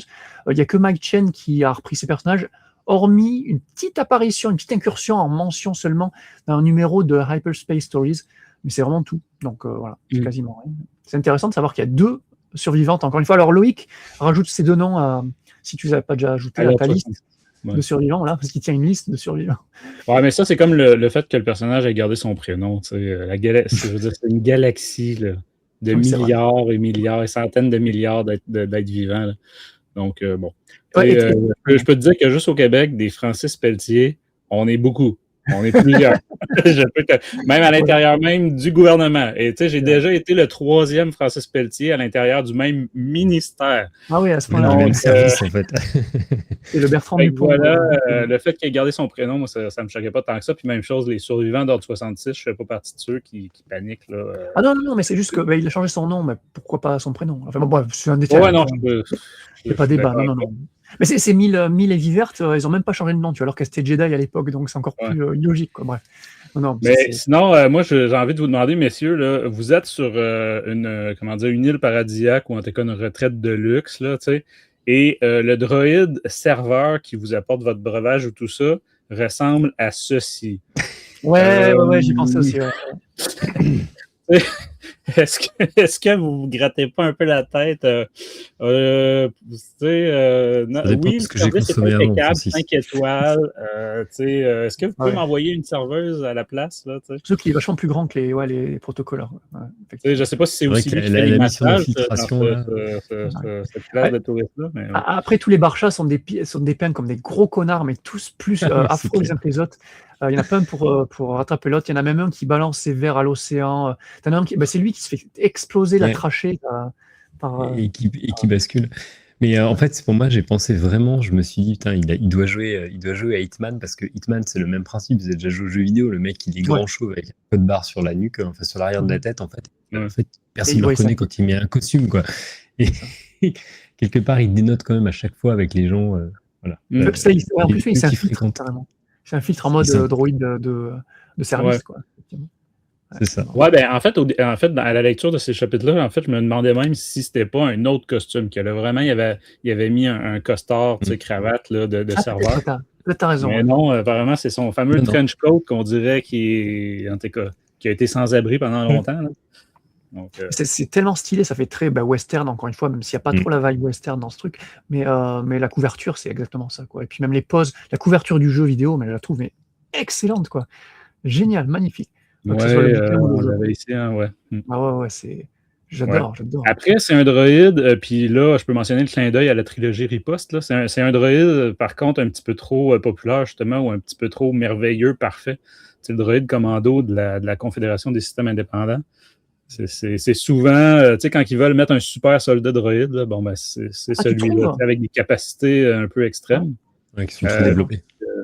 Le clin d'œil, justement, à Riposte, c'est que dans le jeu, justement, on va avoir le Snap Wexley, donc qui va être dans l'épisode 7. Là, donc, je cherche le nom de l'acteur, là, mais bref, qui, à ce moment-là, est plus jeune, est un bidouilleur justement, de droïde. Et là, il va être très impressionné de voir un droïde commando arriver. Mais pour rappel, lui, il va concevoir un droïde B1, mais avec la matrice d'un droïde commando, justement, puis ultra violent, qui arrache des bras. Ça. Il l'appelle Mr. Bones. Ah, Mr. Bones, oui, excellent. Fait que c'est ça, c'est dans le jeu. Mais c'est ça, ça reste un droïde, comment dire, un petit peu trop parfait dans un sens. Le soldat parfait. Oui, d'accord. Tu vois, les BX, comme on les a jamais vus dans des films, alors nous on connaît les BX parce que The Clone Wars et les romans et tout le bazar, les comics, mais pour le grand public, les BX, c'est pas si commun que ça. Hein. C'est un modèle que moi j'ai pas. Ah ouais, même dans la revanche des Sith, on les voit jamais? Ah, je crois pas. C'est plus les gros avec leurs épaules renfermées. Là. Enfin, ouais, ceux avec des bâtons électriques. Là. Ouais, ceux-là. Le blaster sur l'avant du bras. Là. Ouais, voilà. Ouais, ça, c'est les B2. Ouais. Les B2, pardon. Ouais, les BX, moi je trouve ça très cool d'avoir choisi ce BX là pour le jeu et pour le bouquin. Après, c'est ceux qui ont le look le plus humanisé aussi. C'est vrai. Ouais, avec une espèce de colonne vertébrale là, et puis les yeux, quoi. C'est génial. Bref, voilà, messieurs, moi que vous ayez, Jean, t'avais-tu un dernier détail à... Mais oui, en caméo, alors, on parlait de ce fameux Droid Smith sur Batuu là, que Laurel veut... c'est une info qu'elle veut transmettre à ND, qu'elle ne transmettra pas de suite, mais qu'elle gardera pour elle, mais qu'au final, qu'elle lui dise. Il s'appelle Mubo. Et Mubo, Sébastien, il doit sauter là dans sa chaise parce que c'est un personnage qu'on peut rencontrer dans le parc Galaxy's Edge. C'est lui qui tient la boutique de droïdes de Galaxy's Edge. Donc c'est cool. Reste à voir si ça va être encore le cas longtemps, hein, parce que rappelons que les deux parcs vont subir un voyage dans le temps. Effectivement. Donc, il quitte la postlogie pour basculer dans la trilogie originale. Vous pouvez le rencontrer, Mubo, si vous y allez, c'est super sympa. Et alors, j'ai adoré ce caméo en vocal, en quelque sorte. J'ai halluciné d'ailleurs, parce que c'est le prince Shizor de Black Sun, qui est pour la deuxième fois seulement mentionné dans le canon. La première fois, on s'en rappelle, Francis, c'est dans Queenstorm Reign, justement, le comics, où tu avais un phylactère qui juste mentionnait, droppait le nom comme ça, genre, au fait, il y a le prince Shizor, machin. Et puis là, bam! C'était pas dans les épisodes de Clone Wars où est-ce qu'on voyait le Black Sun? Le Black Sun a toujours été là, dans le canon, mais Shizor en particulier, en fait. Okay. Le prince Shizor. Donc là, il est mentionné par Mille, si je ne dis pas de bêtises, qui dit à Jaylen que elles ont bossé avec Vivert pour le Black Sun et le prince Shizor, enfin Shizor, je ne dis pas qu'il est prince, et que Shizor les aime bien aussi. Alors ça j'avais un peu cringe parce que je me suis dit, Shizor aura toujours ses phéromones dans le canon. J'imagine pas ce qu'il a fait au Jedi. Ouais, lui, ça, c'est le personnage qu'on peut pas revoir à cause du MeToo. Là.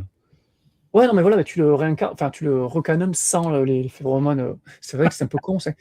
Mais en tout cas, pour rappel, pour les fans, là, c'est le grand méchant de Shadow of the Empire, le roman, le comics et le jeu vidéo des années 90, quoi. Donc c'est super cool. Deuxième.